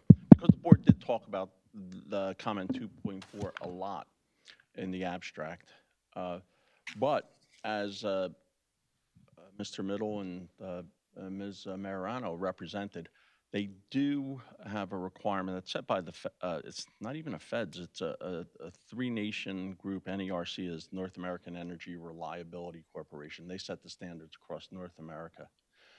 Then our feds, because this is on the PJM grid, this is like becomes like a hot target for security. So they do have an involved plan, and it's supposed to be kept modestly confidential. And so that plan has to have a third-party peer reviewer, and it has to be reviewed with public service and Chief Toth and the third-party reviewer at the end of the day. Make sure that they comply with the regulations that are set by North American Electric Reliability Corporation and the Federal Energy Commission. So they have a whole bunch of federal regulations, and it all goes to security.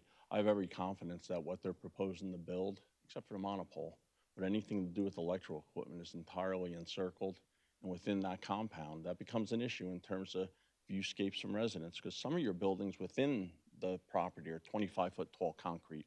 They're blast walls in case something goes kerplunk, kerplooey. You don't want to spread them very far, right? And so you do your job reliably, the design engineer, towards that. But I think for the board to do its job, and I don't want to speak for the board's attorney, you guys know your job better than I do, you're going to want to see the aesthetics of it, of those walls, because some of the walls are stepped up, and you have fencing on top of it, et cetera, et cetera. And you're next to residences.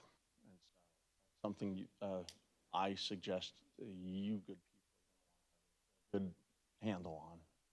I completely. I like you to speak in. No, you know me better than a lot of other people, but absolutely, That sounds weird. Well, that's okay. I'm wondering how the court reporter is going to write down kerplunk and kerplooey. So that's where my head's going right now. But but no, I would absolutely agree with that. To address the first part, the NERC compliance, like we said during Sunil's testimony, that's not something that we could just share with the board as part of the application, because that's private, sensitive information. And there are protocols that PSC&G has to follow in connection with working with law enforcement and things of that nature. And we will, of course, comply with all applicable federal laws, state laws, local laws in that regard. As to the second portion about the comments about the aesthetics of the wall, I believe it was also Mr. Sunil's testimony that PSC&G has been working with the administration at length to design this wall. Of course, if there are any other design comments from the board engineer, the board, we're happy to hear your feedback. We can't make any decisions on the spot right now, but if there's any feedback, I know there was some feedback about the height that was alluded to before, and it was Sunil's testimony that was a requirement based on the equipment that it needs to enclose. Can you provide renderings of what the wall will look like? Unobstructed views of the wall, which I think is what we're trying to get at. And as far as the NERC study, I understand that you can't just put it out in the open for everybody to see, but has that been shared with the police under, I guess, a seal order or something like that? At this time, I don't believe so. Okay. Okay. I just know that I don't know them personally myself, but I just know that there's various protocols that have to be followed. Right. And maybe it's just during meetings with the police, and I know that there's training involved, and I think that's how it's shared, but I will stipulate as a condition that we will make sure that we follow the federal regulations in connection with that. You don't have a choice. Yeah, exactly. So it's good to stipulate too, but yes. Since we were talking about the renderings, the simulations that were provided, would it be possible to have those simulations done with the monopole within them? Because right now it's not depicted in any of them. In addition, the renderings or simulations also are not taken from an angle where we would see it from like the residential neighborhoods. They're all taken from the kind of warehouse and more industrial areas. And I think it would be pretty important to see the impact on those residential neighborhoods that are adjacent to the property. Yes. Can I just ask which monopole, are you referring to? Aren't you proposing a monopole? Well, there's the monopole across the New Jersey Turnpike, and then there's the one on the backside, you know, just southwest of the Penske lot. Yeah, so, but none of them are depicted in the simulations. Okay. If you want to take another look at Exhibit A3. And Mike, your office helped prepare this exhibit as well, correct? Yes, that is correct. What is it, I'm sorry, what is the total number of monopoles you were proposing on this? I thought it was like three new monopoles, correct?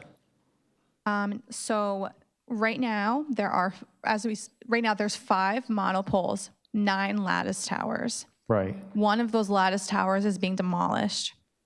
We are proposing 2, 3, 4, 5 monopoles. Five new monopoles. One of which is being proposed on that undersized lot that's across the turnpike. Right. And for the board, can you just let them know how high those monopoles are? Yes. So if you go to exhibit, what would be A4? Can you just tell us the height? So there's 2 that are 150 feet tall that are located just to the right of the existing Meadow Road substation. Then you come across that where the new station is. There's one that's 140 feet. Then you go to the one that's, I mentioned earlier, that's just south of Penske, and that one is 95. And then across the turnpike, that one is also 95 feet tall.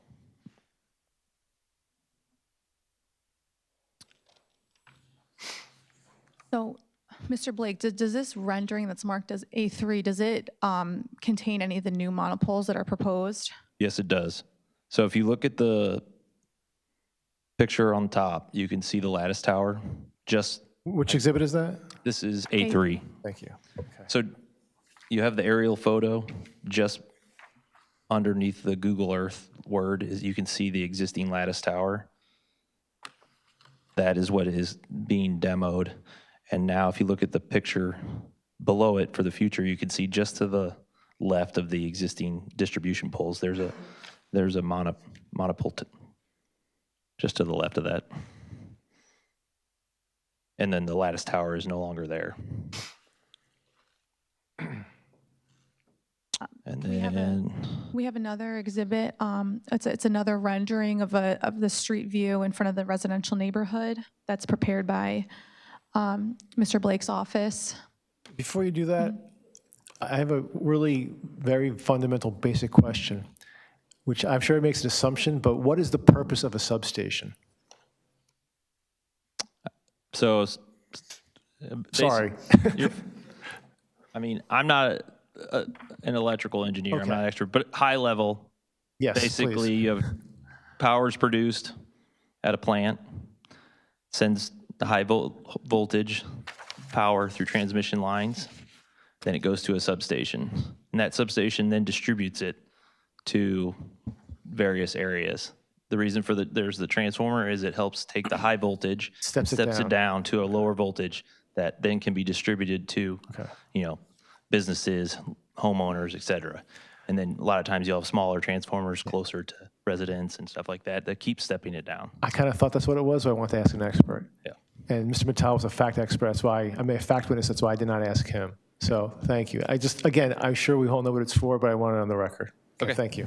Mr. Chairman, Mr. Schneider. what percentage of the power generated at this new substation is for Edison residents, and how much of that power goes out of town to other towns? I cannot answer that, but this substation doesn't produce the power. Okay, so talk to me like I'm not working for PSE&G and I have no idea what I'm talking about. I just learned what a monopole was. A monopole. So what does this station do? And it makes power of some sort? No, it just it's kind of like redistributes it. So you have. I'll rephrase the question. How much of whatever this structure does benefits Edison versus outside of Edison? That I cannot answer that. I would have to defer to someone from PSE&G. Sunil has the numbers of how many customers this station would service.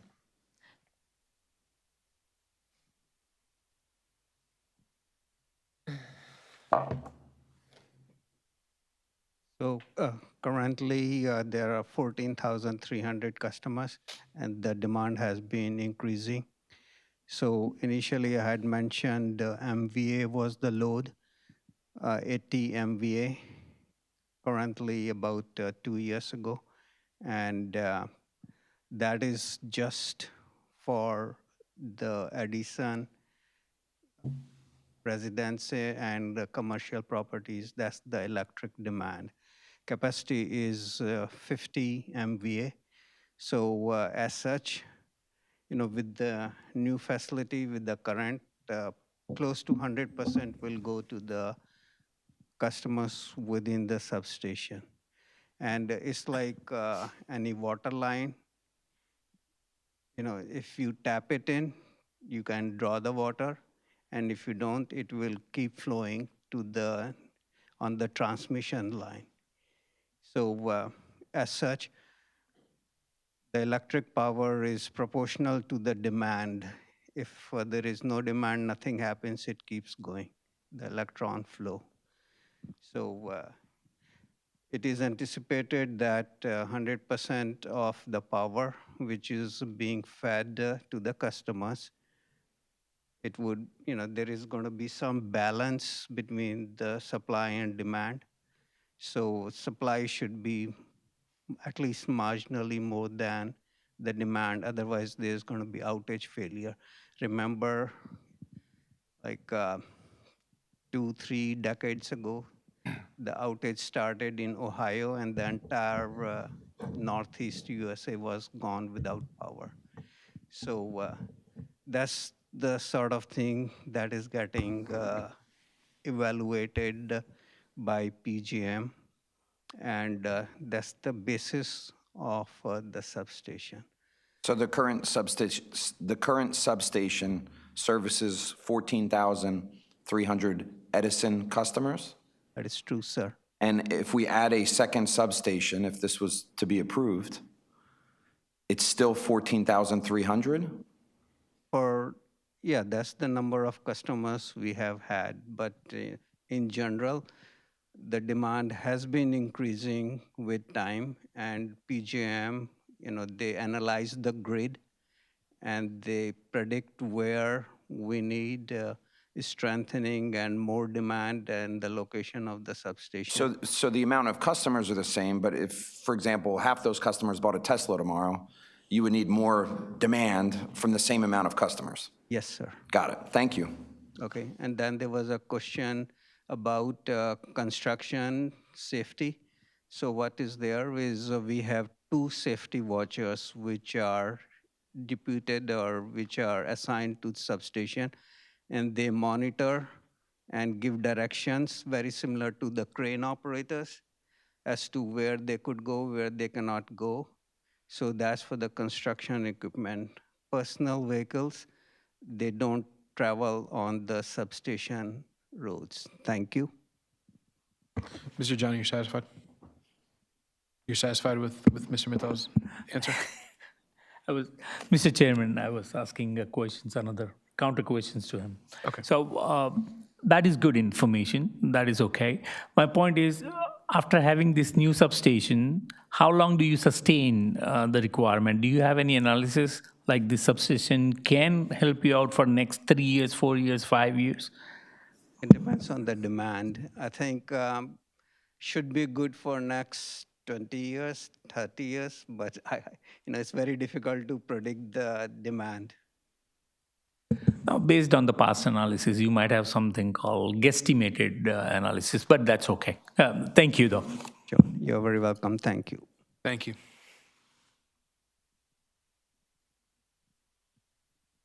So before we were talking about the wall and the renderings and the new monopole, so before we brought Sunil back up, we were just discussing this exhibit that is marked as A3 that show the existing conditions and the proposed, which as you see, there's some trees removed and additional monopoles installed. And just to add to that, it does show the monopoles.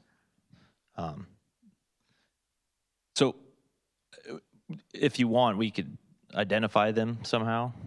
Well, no, I just think that the renderings that were handed out to us don't have the monopoles on them. Is that correct? No, do you have viewpoint looking- number 2? Which, there's various viewpoints, and Can I I walk over apologize. I there? don't know how the Point two. packets were. Might it be possible, have that rendering, but maybe have the proposed monopoles as a different color, so they stand out? Like the That's no that's not problem. on the ground. That's one. Okay, but like, I just think that the building's not touching the ground in the rendering. So Because it's like, elevated. But a building can't float in the air. That's what you think.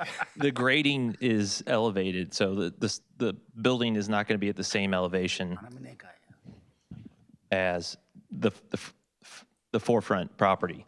No, I'm saying that I just don't think the perspective is correct in terms of the size in relation to the building, because the building isn't I think, are you looking at viewpoint number 1? point No, number 2. they were looking at viewpoint 2. The view, I'm going to assume that our person who was doing our rendering with the fence, it's probably was hard to get it all to look right, but that's something that we can address and resubmit as part of a comment resolution. The building where it is elevated compared to the forefront. So if there's some, grading that's missing, then that would be something that we would just need to rerun the rendering. Yeah, no, that would work. I'm just saying for the rendering, for the purpose of it being a perspective and using the heights for perspective and determining the height of the monopoles related to the building, I just think that right now it's not a true representation of what would actually be there.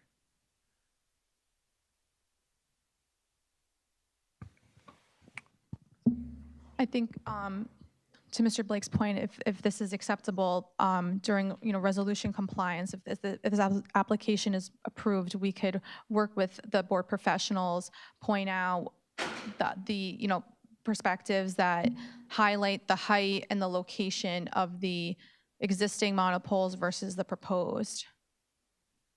With all due respect, this board is very engaged and we're very interested in this, so we're going to want to see this before we make any decision on this case. Understood. Thank you.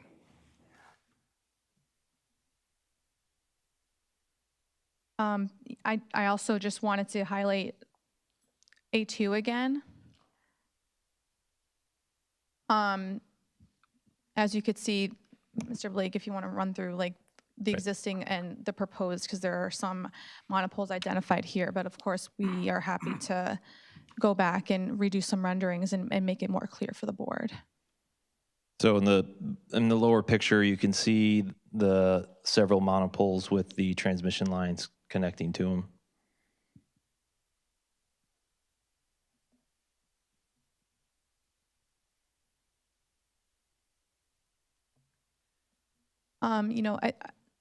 That feedback regarding the monopoles was very helpful and appreciated. I don't know if the board has any other comments. If we're going to come back here again with respect to the wall, or if the board's professionals, we just want to make sure we get this right when we come back and present to you all. So, we're happy to hear any feedback. Mr. Chairman? Oh, Mr. Schneider, go ahead. yeah, just somebody made the comment, but I thought it was prudent that the perspective from the residential area. So I recognize on the aerial that the residents are far away from this area, but you still would like to see that perspective versus just across the Penske lot, or, unless I'm missing something, I don't think it's from that angle. Yeah, that's from like the corner, Mike, if you want to point it out, but we also have another perspective that we could show you tonight with the residential, like more from the residential side. If it would please the board, we could enter it into evidence. Yeah, we don't have a blow-up board of it. We only have the handouts. Are you referring to viewpoint 2 would be the one that you consider from the residential?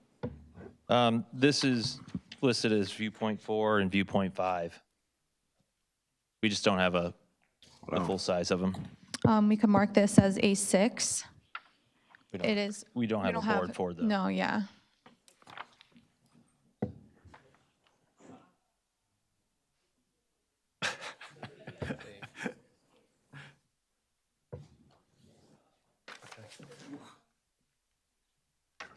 We didn't have, yeah. So viewpoint 4, and we'll mark that as A6, yes? Yes. This A6 consists of 2 sheets, viewpoint 4 and viewpoint 5. Okay, so if we combine, okay. It's 2 sheets. All right.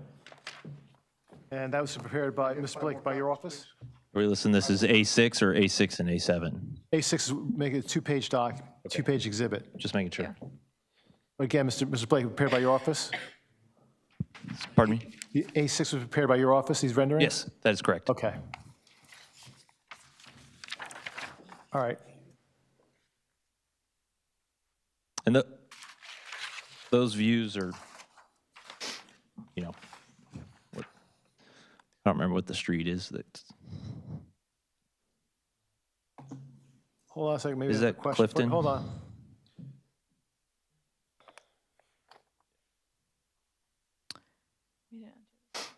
we enter this, this would be Exhibit A7, A7 prepared which by, is the viewpoint map.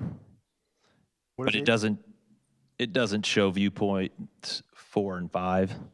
What is the A7? What is A7 is just an overall map that shows where the various views are. and this was prepared by your office? This was also prepared by our office. We do not. There's no, that's an exhibit, it's not a rendering, though. It's not a handout, right? A7? Do we have a handout? No, we don't have a handout, but we will email this exhibit to the board and we'll make a list. Okay. So we're organized, but this is an aerial exhibit. Okay. Of Using the- Google Earth, right? Yes. Correct. Okay. It's basically just to kind of give you an idea of where each of these viewports were taken. Viewpoint 4 and 5 were taken along the street. I don't know exactly where they are, but we'll depict that when we resubmit this. Okay. We'll update this viewport map to show where those are. Okay. That'll be A8 then, I guess. But that's fine. No, but the new one will be A8 because it'll be changed from this. Okay. That's all. Correct. Well, That's yeah. fine. All right. Give the board a couple seconds to digest this. If they have any questions on this. I have a question. Mr. Blake, within the entire project, how many trees do you estimate that PSC&G is going to remove? We have a landscape architect that could provide that testimony. Okay. Okay. All right, because we're going to need to hold on to this when we get back to that. We were going through the, We're going Keep through going Mr. through the- Delaware Route and Engineering yeah. Report. So I think, right, the last comment on 2.4 was the board wants to see some more renderings of the wall, the height, trees and things like that, highlights of the monopole. So we will definitely make a note and prepare some more exhibits to show this board. So that note is well taken on section 2.4. Moving on to section 2.5, just briefly, we did provide vehicle truck turning template to the fire department, and we also was provided in connection with this application in our application material. So I think unless there's any other comments from the board engineer, I think that's satisfied. Moving on to 2.6, the engineering design certifications about the accessibility. Mr. Blake, is that acceptable that you could comply with section 2.6? Yes. 2.7, it's about property frontages and being inspected by the township engineer at the time of construction. I just will note for the record that any comments with respect to the board engineer coming on the site, doing inspections, that is all acceptable to the applicant. Parking, section 3. We try to cover this in Sunil's testimony and Michael's testimony about the parking. We are not proposing any parking here, but as a condition of approval, we will stipulate that any parking on the site is on the site, no parking outside the bounds of the site, although we don't have a per se designated parking spot. And as you'll hear from our planner, we are seeking variances / waivers for this. Mr. Chair, Mr. Carley. with that section 3, Mr. Carley, I need you to be on microphone. with that section 3, which I largely agree with Mr. Middle's testimony, you're going to have a a crew, such as it is, 1 or 2 men visiting the site, and it's all going to be gravelled, and so there'll be parking opportunity for them. The only concern I have in the entirety of Section 3, other than making sure that the applicant does touch her bases relative to sidestepping any relief that may crop up from this. I don't know if it does. It's up to the applicant to determine that in conference with Ms. Knight. But I note in my travels here, there, and everywhere that a lot of substations are used outside of the perimeter for parking of the big boy utility trucks, public service trucks. I'd recommend that the board consider that and the applicant consider the appropriateness of that happening. And sometimes it's like just an ad hoc public service, big enterprise, right? The old saying used to be that, you have more metal than PSE&G, and so they have a lot of metal. So sometimes they scramble to move it around. Just promise us you won't move it around onto this site. That's acceptable to the applicant. Okay. Not to jump too far ahead, there was also another comment, we'll get to it later, about long-term parking of heavy machinery and vehicles. That will not occur, and we will stipulate to that. Yep. Thank you, Ms. Carly. Okay. Section 4, this is a bulk one. We can comply with all of the lighting comments and considerations that are noted by the board engineer. Same thing with the landscape. There were some comments and recommendations. We could comply with all of those, and you'll hear testimony from our landscape witness about that as well, that we could comply.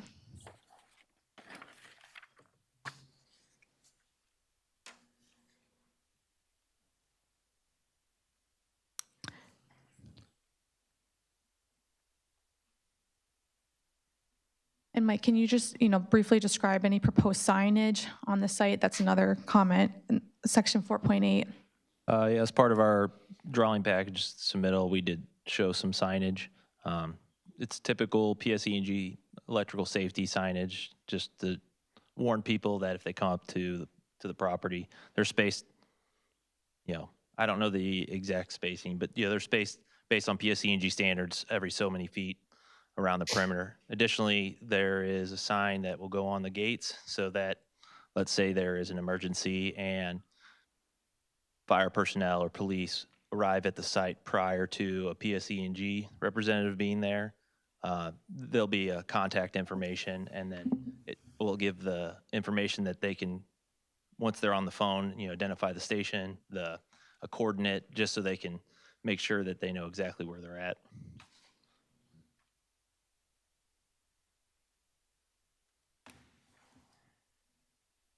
I defer to the board and the board planner and engineer if there's any specific questions that they want to ask with respect to section 4 of the report. Carly? Go first. Well, thank you. And just a general comment on lighting and landscaping. They have a very tough job here, I think, whoever did the lighting, because they have to balance the project sites that are, are abutting residential areas and the impacts. Those residences are protected by the Edison ordinance, so they have to balance the Edison ordinance with the federal regulations, because safety and clear zones, et cetera, and the federal regulations are rather hotter. When I say hot, more intense foot candle patterns than the Edison ordinance. So, Ms. Mayorello, if between now and the next time you can identify if you're going to need relief from the Edison ordinance, I don't think it would, I think for what you're doing, you're probably going to want to have relief, and you'll be able to make the case in a competent manner. But I think you're going to deviate from the local ordinance, and I think that it's going to require a waiver, even though they're meeting the federal standard. I think that might tip you into a waiver situation. That's Mr. Salmon's decision, so I don't know. But think about that before the next one. Yeah, we will certainly take another look at the illumination and take another look at our calculations to check that. And then from a signage standpoint, it seems like the signage that is being proposed is more so for safety purposes, not necessarily traditional signage advertising the site. I don't think you would, applicants advertising the site. So I think from that standpoint, I think your signage should be fine. Okay. Thank you. And then section 5 with regard to stormwater management and grading, Mr. Carly?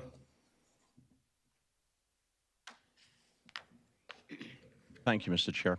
Relative to all that, it's a bit much, but the long story short is what the applicant designer has done is presented the board with, I think, a competent stormwater management plan.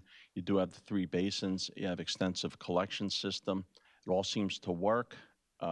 Having gone through the reporting extensively, I do recommend some revisions, which I'd characterize as being minor, some typos, et cetera, et cetera. I don't know if Mr. Blake agrees with that characterization, but I think Mr. Blake would agree with my advice that the storm system that he proposes is competent. Any of the little ticky-tack things I point out give you pause? No. We looked at it today, and some of it was just typos where Yeah, ticky-tack the stuff. inverts were swapped Yeah, accidentally. it's a good design. They have separation from the flood zone, 14 feet vertically. So they do meet the spirit and intent of the statute as expressed by the administrative code. That's all I have to say about storm sewers. Thank you. Well, while you're at it, let's talk sanitary waste disposal, water supply, and other utilities. That there is very little chance that there will be impact on sanitary sewer and water supply because of the nature of the use of the site. But still, the ordinance says, give the board an engineer's report or a statement. Statement can be essentially that, either testimony or a one-pager saying, we're not going to run a domestic water supply out here. We're not going to run a sanitary sewer supply out here. But touch the base. That way you hit the ordinance requirement and you don't have to look for relief. Any other thing is you are the utility. So if the utility requires you to put in transformers or emergency generators, make sure you landscape them. The other thing that's not talked about, which I should have talked about in Chapter 6, is Edison's Chapter 37, entitled Interference with Pipelines. Once upon a time, in 1994, Durham Woods went boom. And so the good people of Edison said, wow, we don't like that so much. And so you have a very comprehensive ordinance that talks about working along transmission lines. Generally prohibits them, but it does give an exception where one owns the gas transmission line. I'm assuming that the G in PSE&G stands for gas, and those pipelines that run through your property are owned by public service? Yes. Okay. And so that exempts them from that ordinance. Become familiar with the ordinance, someone on the team, so you're familiar with it. But there is an exemption for you within it if you own the pipe. You got a lot, I think you have some pipes that are 14, 20-inch wide gas pipes. So you got some pretty big guys going through there. But I also have confidence that you own it. And so you get the exemption, because otherwise you wouldn't be able to put anything within 75 foot of the limits of that easement. And I think that would put a crinkle in your design. And the grant, and to get around it would require relief. Check into it, make sure that you're A-okay, that you own that pipe, because that gives you the exemption from that being pretty much no man's land for you, 75 feet on either edge of all of those easements that are crisscrossing you. So just... Yep, and we can submit just a... I'd be stunned if someone else owned those gas lines. Well, I was just saying, like, as part of comment, prior comment resolution, just submit. Yeah, it's not a comment in the report, it was an omission. So okay. Just become familiar with that section of the ordinance and address it. Will do. Thanks.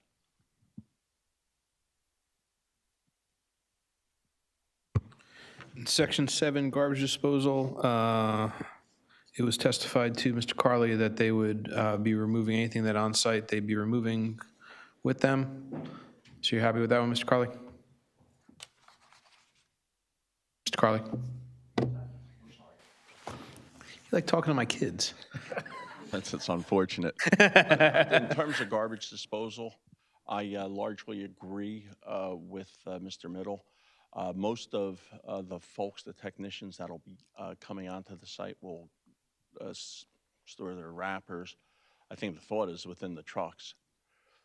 But I think it wouldn't hurt in terms of the maintenance plan, and I think the maintenance plan does do it for stormwater management, to have regular litter trips around, because stormwater management they're proposing on site would get fouled with litter. So if you just extend that to the perimeter so Mr. Ayotz doesn't get a headache. So the entire site, if there's wrappers that are blowing and hitting into these fences, a lot of fences, they'll clean it up. And I'd have every confidence public service will maintain it in an orderly fashion. Yes, that's acceptable. Great. Wait, didn't I say enough on garbage? Then 8, environmental.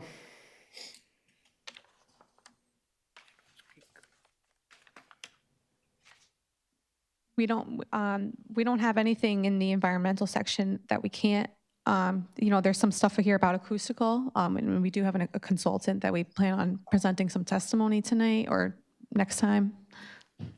Time flies. I do have one question about 8.3, cut fill.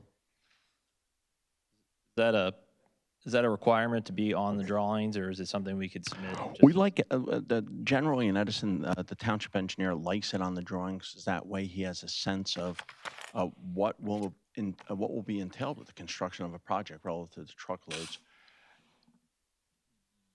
This site, I suspect, because of the environmental considerations you're going to have, the need to mat it and all that stuff, I suspect you're going to be doing a lot of earthwork there. Correct. So if you're going to be running like, I don't know, 100 trucks a day up Silver Lake, I don't think you are, but I think the board's going to want to know that the impacts during the construction sequence as well. You're going to have a lot of dirt moving one way or the other. You're elevating the platform. Essentially, the stuff is being built up about 14 foot to get it out of the flood zone. I agree with that. But you're going to have that dirt moving in for there, but in other places you're going to be moving dirt.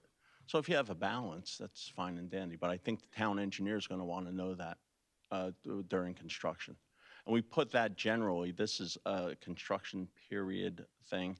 You'll see that comment repeated later in the report when we ask you to, if the board looks upon the application favorably and you move towards construction, we ask you for that information again when you have a pre-construction meeting with the town engineer. You'll be able to figure it out by then. Now, just to confirm, it's an approximation based on the tools that we use. I'm just making sure that it's. Yeah, you're not going to get it down to the teaspoon. All right. Yeah, I got you. Thank you. And then 8.4, I know that you have a sound engineer, so we could just save that section till that testimony comes up. Yes, of course. Okay.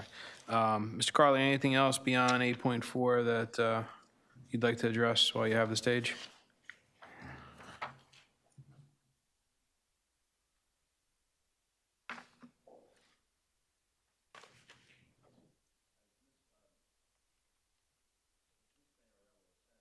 The acoustical evaluation, that presentation, I'm assuming Representative Ostergaard, Acoustical Associates, which did prepare the acoustical evaluation, will be here to provide that testimony to the board.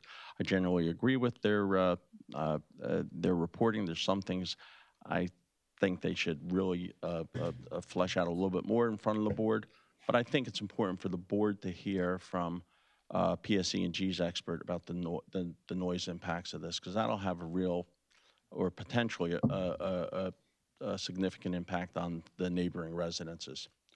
Don't know, but that'll be fleshed out by Ms. Maiorello's expert's testimony.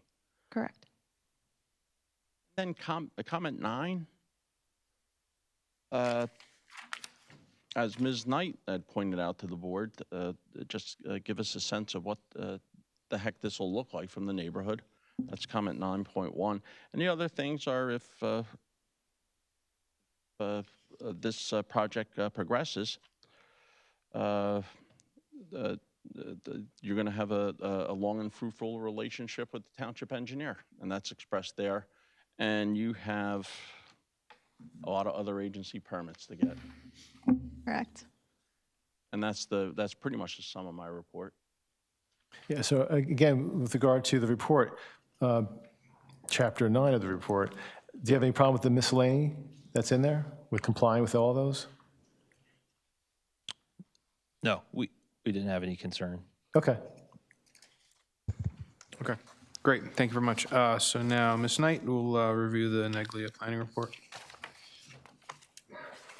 Yeah, I think we went through a lot of my comments. A lot of them had to do with more of operational questions that were addressed through the first witness. And just looking through it real quick. Yeah, and then the other questions I had would be related to noise levels and their other professionals. So I don't think I have any additional questions for this one. Okay, all right, thank you very much. That include your direct of Mr. Blake? Yeah, I have no further questions for Okay, Mr. Blake. all right, does the board have any questions for Mr. Blake? Seeing none? Okay, thank you very much. Great, thank you. Appreciate it.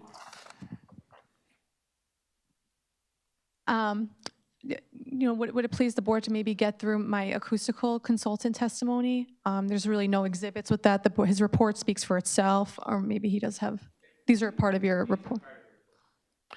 How long are you estimating for? Okay, you may proceed.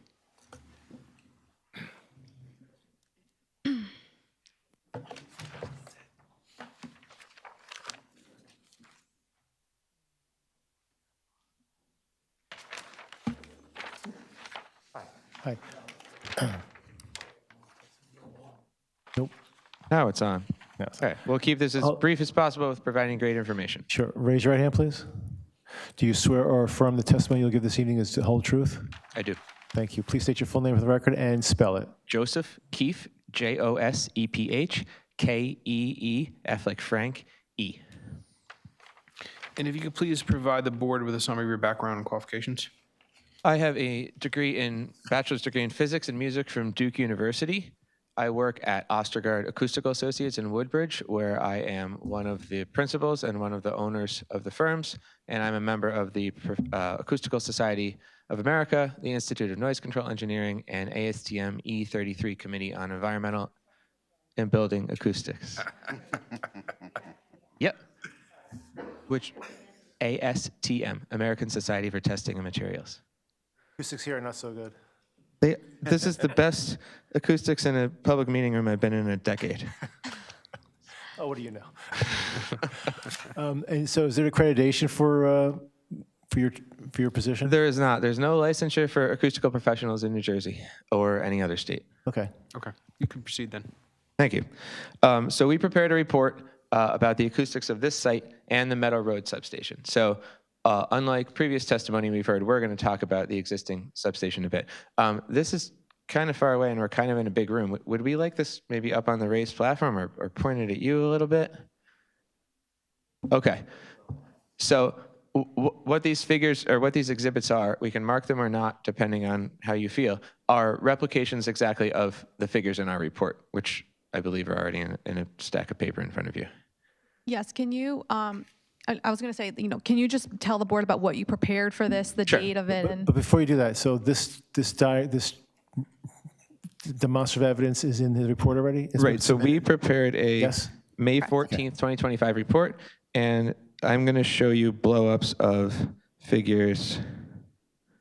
Sorry, I just got to get the right numbers. If you'd like to move that up a little closer. Sure. Figures 4, 5, and 6 is what we're going to look at.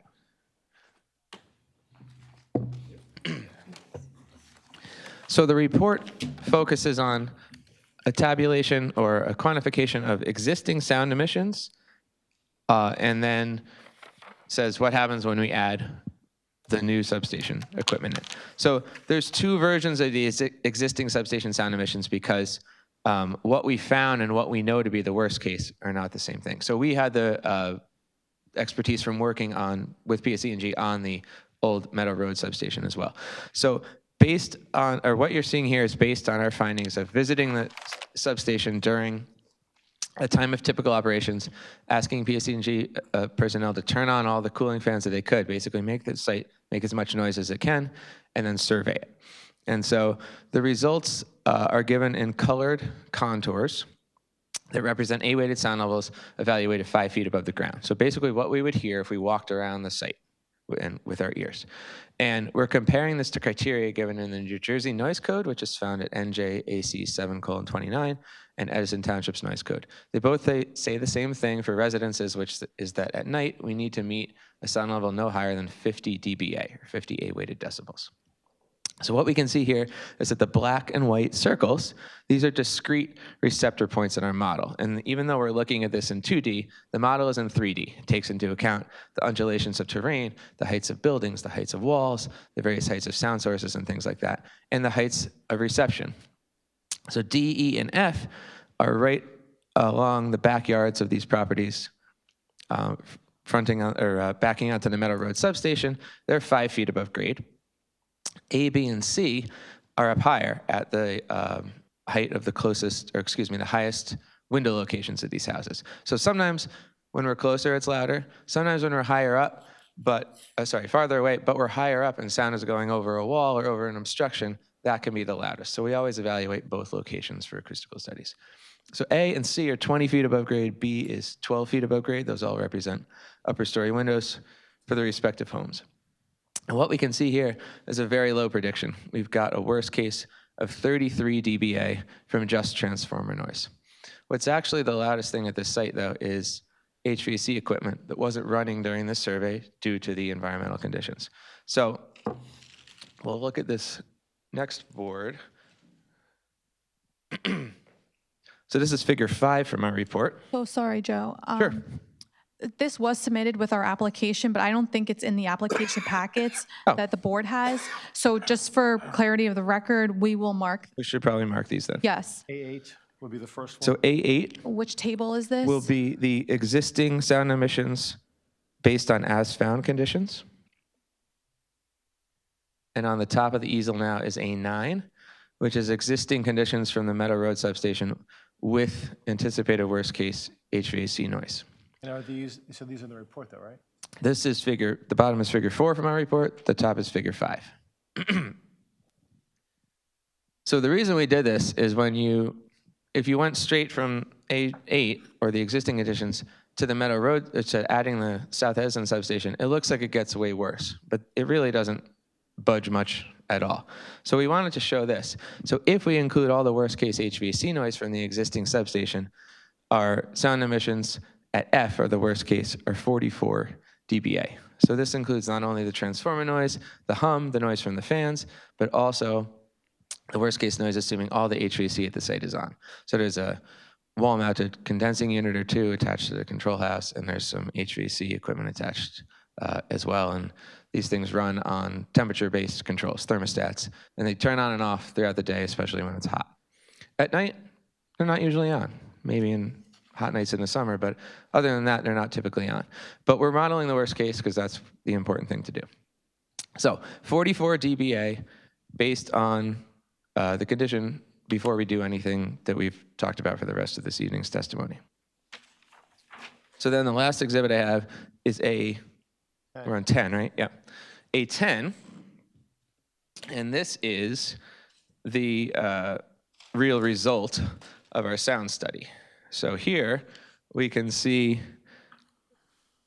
Which table is this in your report? Oh, hang on. Did I put up the wrong one? You should write on them. Oh. I'm sorry. I was showing you the wrong side before. Okay. Oh, no.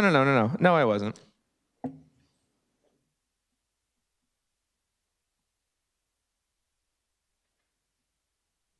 Oh, hang on a sec. Yeah. As found. Oh. No, what I've got,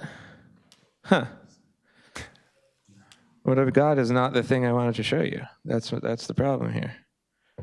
Okay, well, my apologies, but Let's mark, but what's properly done, let's mark those so there was no confusion. So this was the existing condition, so this is A8. Yeah, we don't have an A10 is what has happened here. Okay. But that's okay. Like I said, things don't change much. So Hold on, where's an A9? Which one's A9? A9 is the existing conditions with the HVAC noise From Meadow, sources. right? Okay. Thanks, Rebecca. So I'll use which one's A1? To tell my story here. Yeah.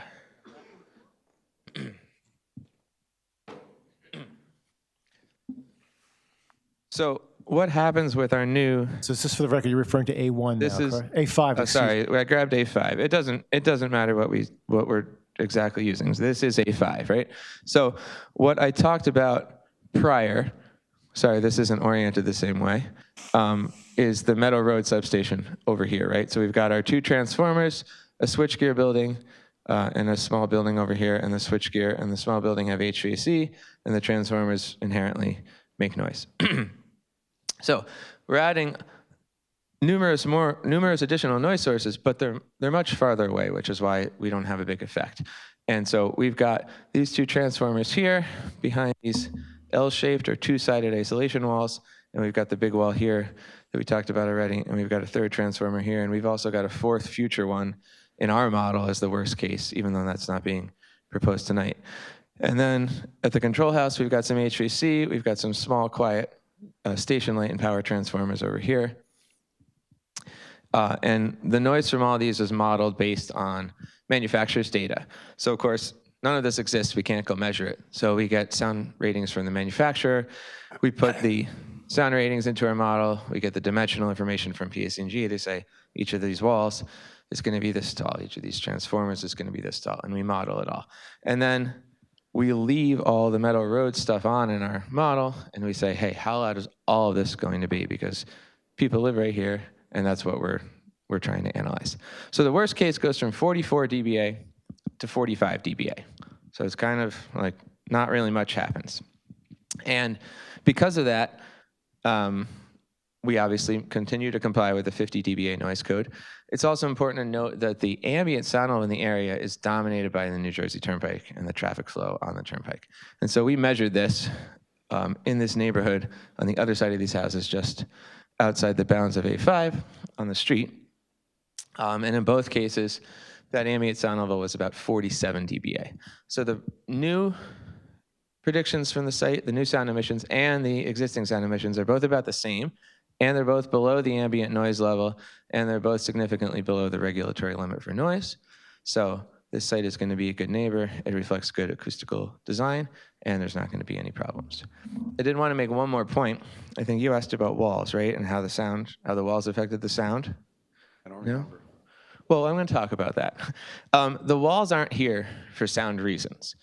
This is not one of the cases, which does happen sometimes with PSE&G sites, when we say, hey, you guys have a noise concern, we need to put a wall here to fix an acoustical problem. These walls are here because we were told they're here, not because we told PSE&G they needed to be there for acoustical reasons. So their purpose is not for sound. We didn't model what would happen without them, but my expert experience tells me that things would actually be quieter if these walls didn't exist. We have a big wall here, the sound bounces off this wall, and it goes that way in the direction that people live. Is that a problem? No, I just told you why. But we don't need this wall for sound, and this wall isn't, having any intended acoustical effect. So I hope that clarifies things. Okay, that's it. Right, see, I told you I'd be fast. Vice Chairman? Yeah, so you just said with that wall, sound can bounce off and go towards the residents? Well, sound bounces off of any wall and goes in any direction, of course. But, it's kind of like playing pool. You bounce the ball off the wall, you can kind of predict the angle it goes. And It's Joe, not towards the residences.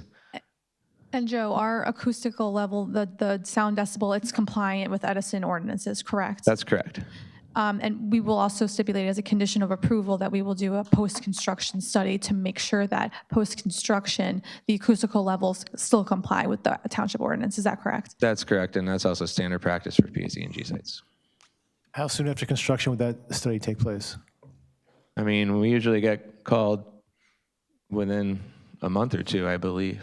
Okay, and then does it matter what time of season, because the trees are in bloom, does that make a difference? No, we don't have a lot of, so trees don't block sound for the most part. So if you have hundreds of feet of dense woods, that may matter. But what we're talking about here is we're going to come over to this fence line just on this side of the creek and measure noise from the whole site. And we're going to get all the fans turned on here and all the fans turned on here. When we do that, even if it's winter, we'll run the fans to simulate summer conditions. Okay. Would it be possible, in addition to doing There you are. Sorry. in addition to doing a post-construction study, doing possibly a 6-month look back as well, just to You mean to measure twice? measure it twice? So we do it right after construction is complete, and then 6 months later, kind of similar how we would do it with lighting, but 6 months later, do the same study just to confirm that the levels are still the same and they haven't exceeded. I mean, that's up to PSE&G. Certainly it's possible. Yeah, I would recommend it kind of as if the board was to look favorably on a condition of approval. Sure. You're going to get the same answer, but That's acceptable to the applicant. okay, thank you. Chairman? Mr. Schneider? So right now, there's a substation running and it creates sound. And if we turn that one all the way off and we just had the new substation on, is the new substation, which is 60 years younger than the original one, is it louder or quieter? Okay. I'm not trying to obfuscate your question, but I want to answer this carefully because they're not the same distance from the observation point, right? So the old substation makes 44 decibels worst case. New plus old makes 45. By the rules of decibel addition, that means that the new one is quieter. If I was standing in the same spot. Yeah, if you evaluated at location F in the exhibits, I would If I was equidistant from each substation. Okay, that's a different question. Does new technology mean it's quieter, louder, or the same? Okay, new technology generally means it's quieter, but there's more stuff on the new substation. So it's a tough apples to apples comparison that you're asking about. Sound is cumulative, right? Yeah, sound is cumulative, but its decibels are logarithmic. So 44 decibels from the old substation, if the new substation contributed the same 44 all by itself, we would predict and measure 47, and we're predicting less than that. So the new substation is contributing its share at the residential observation points less than the old substation is because it's farther away. Thank you. Sure. I hope that actually answered the question. Fascinating. Any other questions from the board? Mr. Chair, one question. Mr. Chopra. You guys, I don't think this is, I understood this correctly. The old substation is not being decommissioned. Correct. It's going to be used in addition to this new one. Yes. Okay. All right, thank you. Hence why our study was the way it was. Okay, got it. Thanks. Okay. Mr. Carley?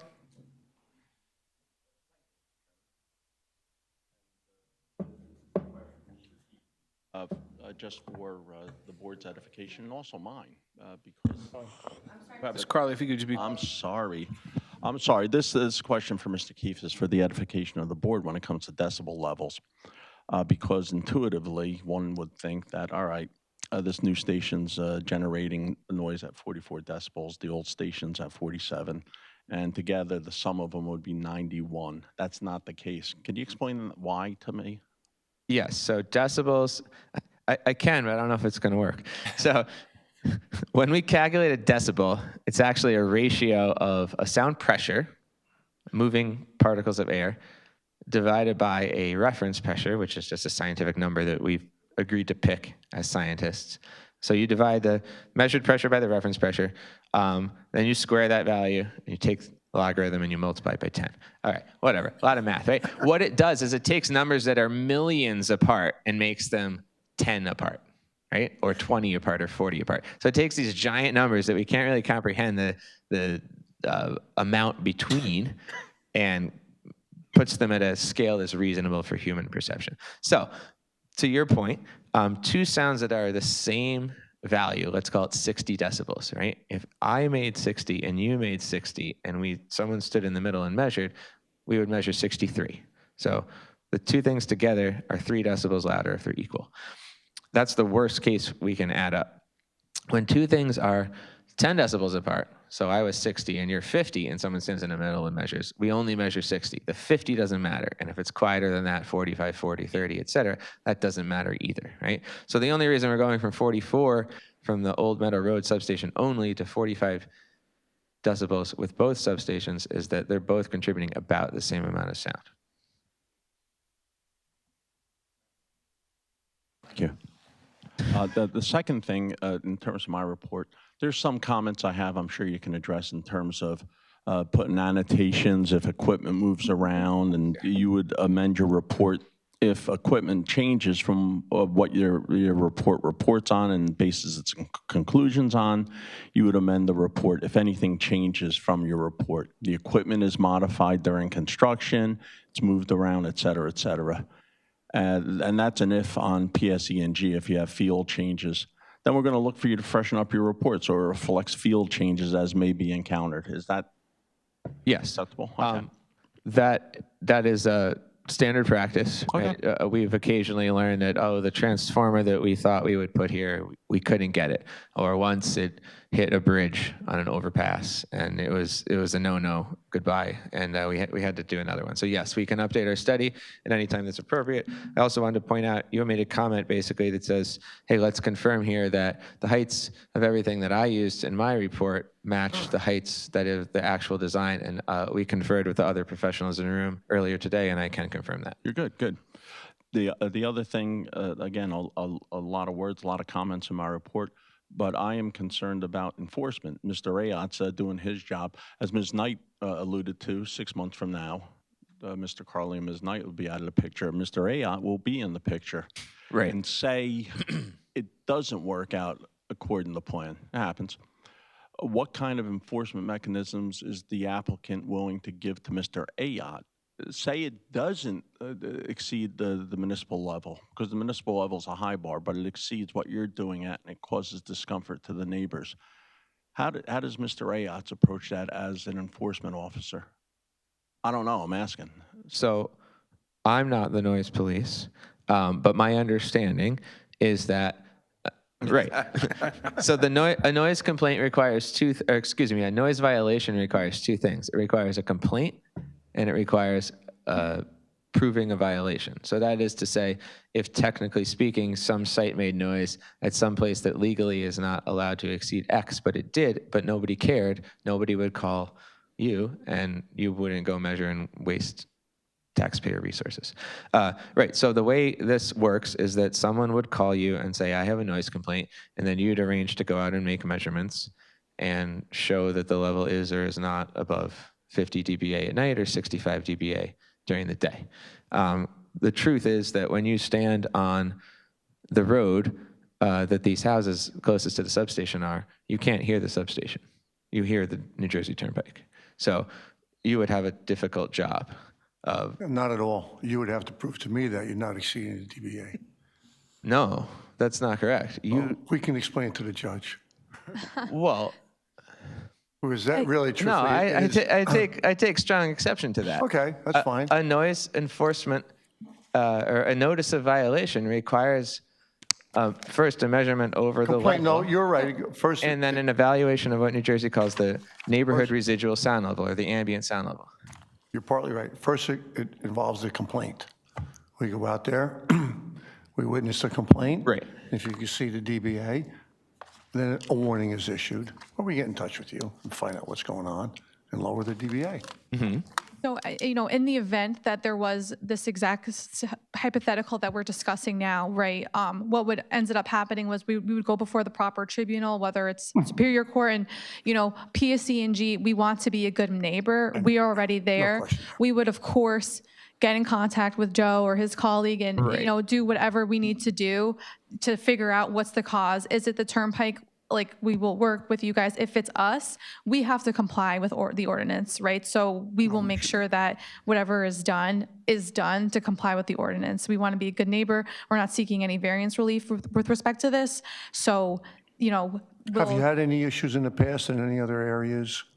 Yeah, so there's occasionally noise complaints that we get asked to evaluate, and sometimes, so there's three categories of findings we tend to have, right? One is, hey, I don't know what you're talking about. Like, we can't find what you're complaining about. And, we're limited by the fact that we can't take the complainant onto the site and say, come walk around with me and show, because they're not allowed, right? But that's rare. Usually when people complain, they know where it's coming from and usually can figure out what it is. There's really two issues that are more relevant to your question, which is that we find that there's something that might be worth complaining about but isn't a noise ordinance violation, right? So there's a difference between perception and regulatory limits. And then we could also, of course, find that something is perceived to be too loud and also is according to the regulation. The example of the unexpected equipment applies to that. There was a situation once where we were asked to go do a post-construction study, and we found we were a few decibels over, and said, "Oh my goodness, how did this happen?" And retraced everybody's steps and found out that the equipment we analyzed was not the equipment that had been installed. So we like to stand behind our results. We almost always find that we measure less than what we've predicted, and when we don't, we find that we measure the same as we predicted. I've had no issues with PSE&G in town here, so you guys have been doing Thank a great you. job in Edison. Yep. So I don't anticipate any issues. Thank you. Okay, does the board have any questions, Mr. Keefe? Okay, thank you very much, appreciate it. No problem. You're welcome. Thanks.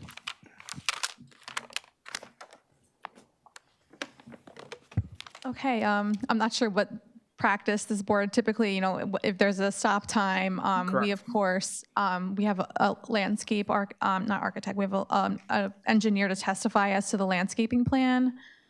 I defer to the board, I respect your time and. We appreciate that. I think we would like to carry this for another evening, so as to present the new exhibits for engineering and then the landscape engineer. Yep, and then you also have a planner, and then the planner as well. Correct. So we don't know what the new date is, but whatever it is, does the applicant extend the time for the board to act on this application? Yes. Till, what would be a good time, June 1st, just in case? Just to give us a cushion? We have a June 30th agenda available. Oh, then, So would you do 120 days? That's our standard? Yes. okay. Thank you. Okay, thank you. Okay, so June 30th, Rach? Yep, June Okay. 30th. Well, June 30th. All right, that works for you. You just might want to check with your team of professionals, just make Yeah. sure that everybody's good. Yeah, we will, we'll stay in touch. Perfect. But we Sounds need good. to just put on the record the continuation date. Okay, Because no, otherwise, you're going to have to renotice. So I'm trying to save you. Yeah. thank you, I process of appreciate it. renoticing. Yeah, so we accept the continuation. We can see to the board that, I'm sorry, my brain is June thir- so malfunctioning. I can June take it from here. 30th. I can take it from here. So June 30th, you're good? We're great. Great. Okay. All right. So for anyone here present, for anyone listening at home, this case will be carried to June 30th, 2026, with the meeting beginning at 7 p.m. here in council chambers. If you received a notice for this meeting, you will not receive another notice. This will serve as your notice. And thank you very much. And Thank have a you good very evening. much, Appreciate it. everyone. Thank you. Madam Secretary, any additional business come before the board this evening? That'll be all for this evening. Can I get a motion to adjourn? Motion to adjourn. Second. By Mr. Sadata, seconded by Mr. Patel. All in favor signify by saying aye. Opposed, nay. The ayes have it. Board stands adjourned. Thank you. Thank you.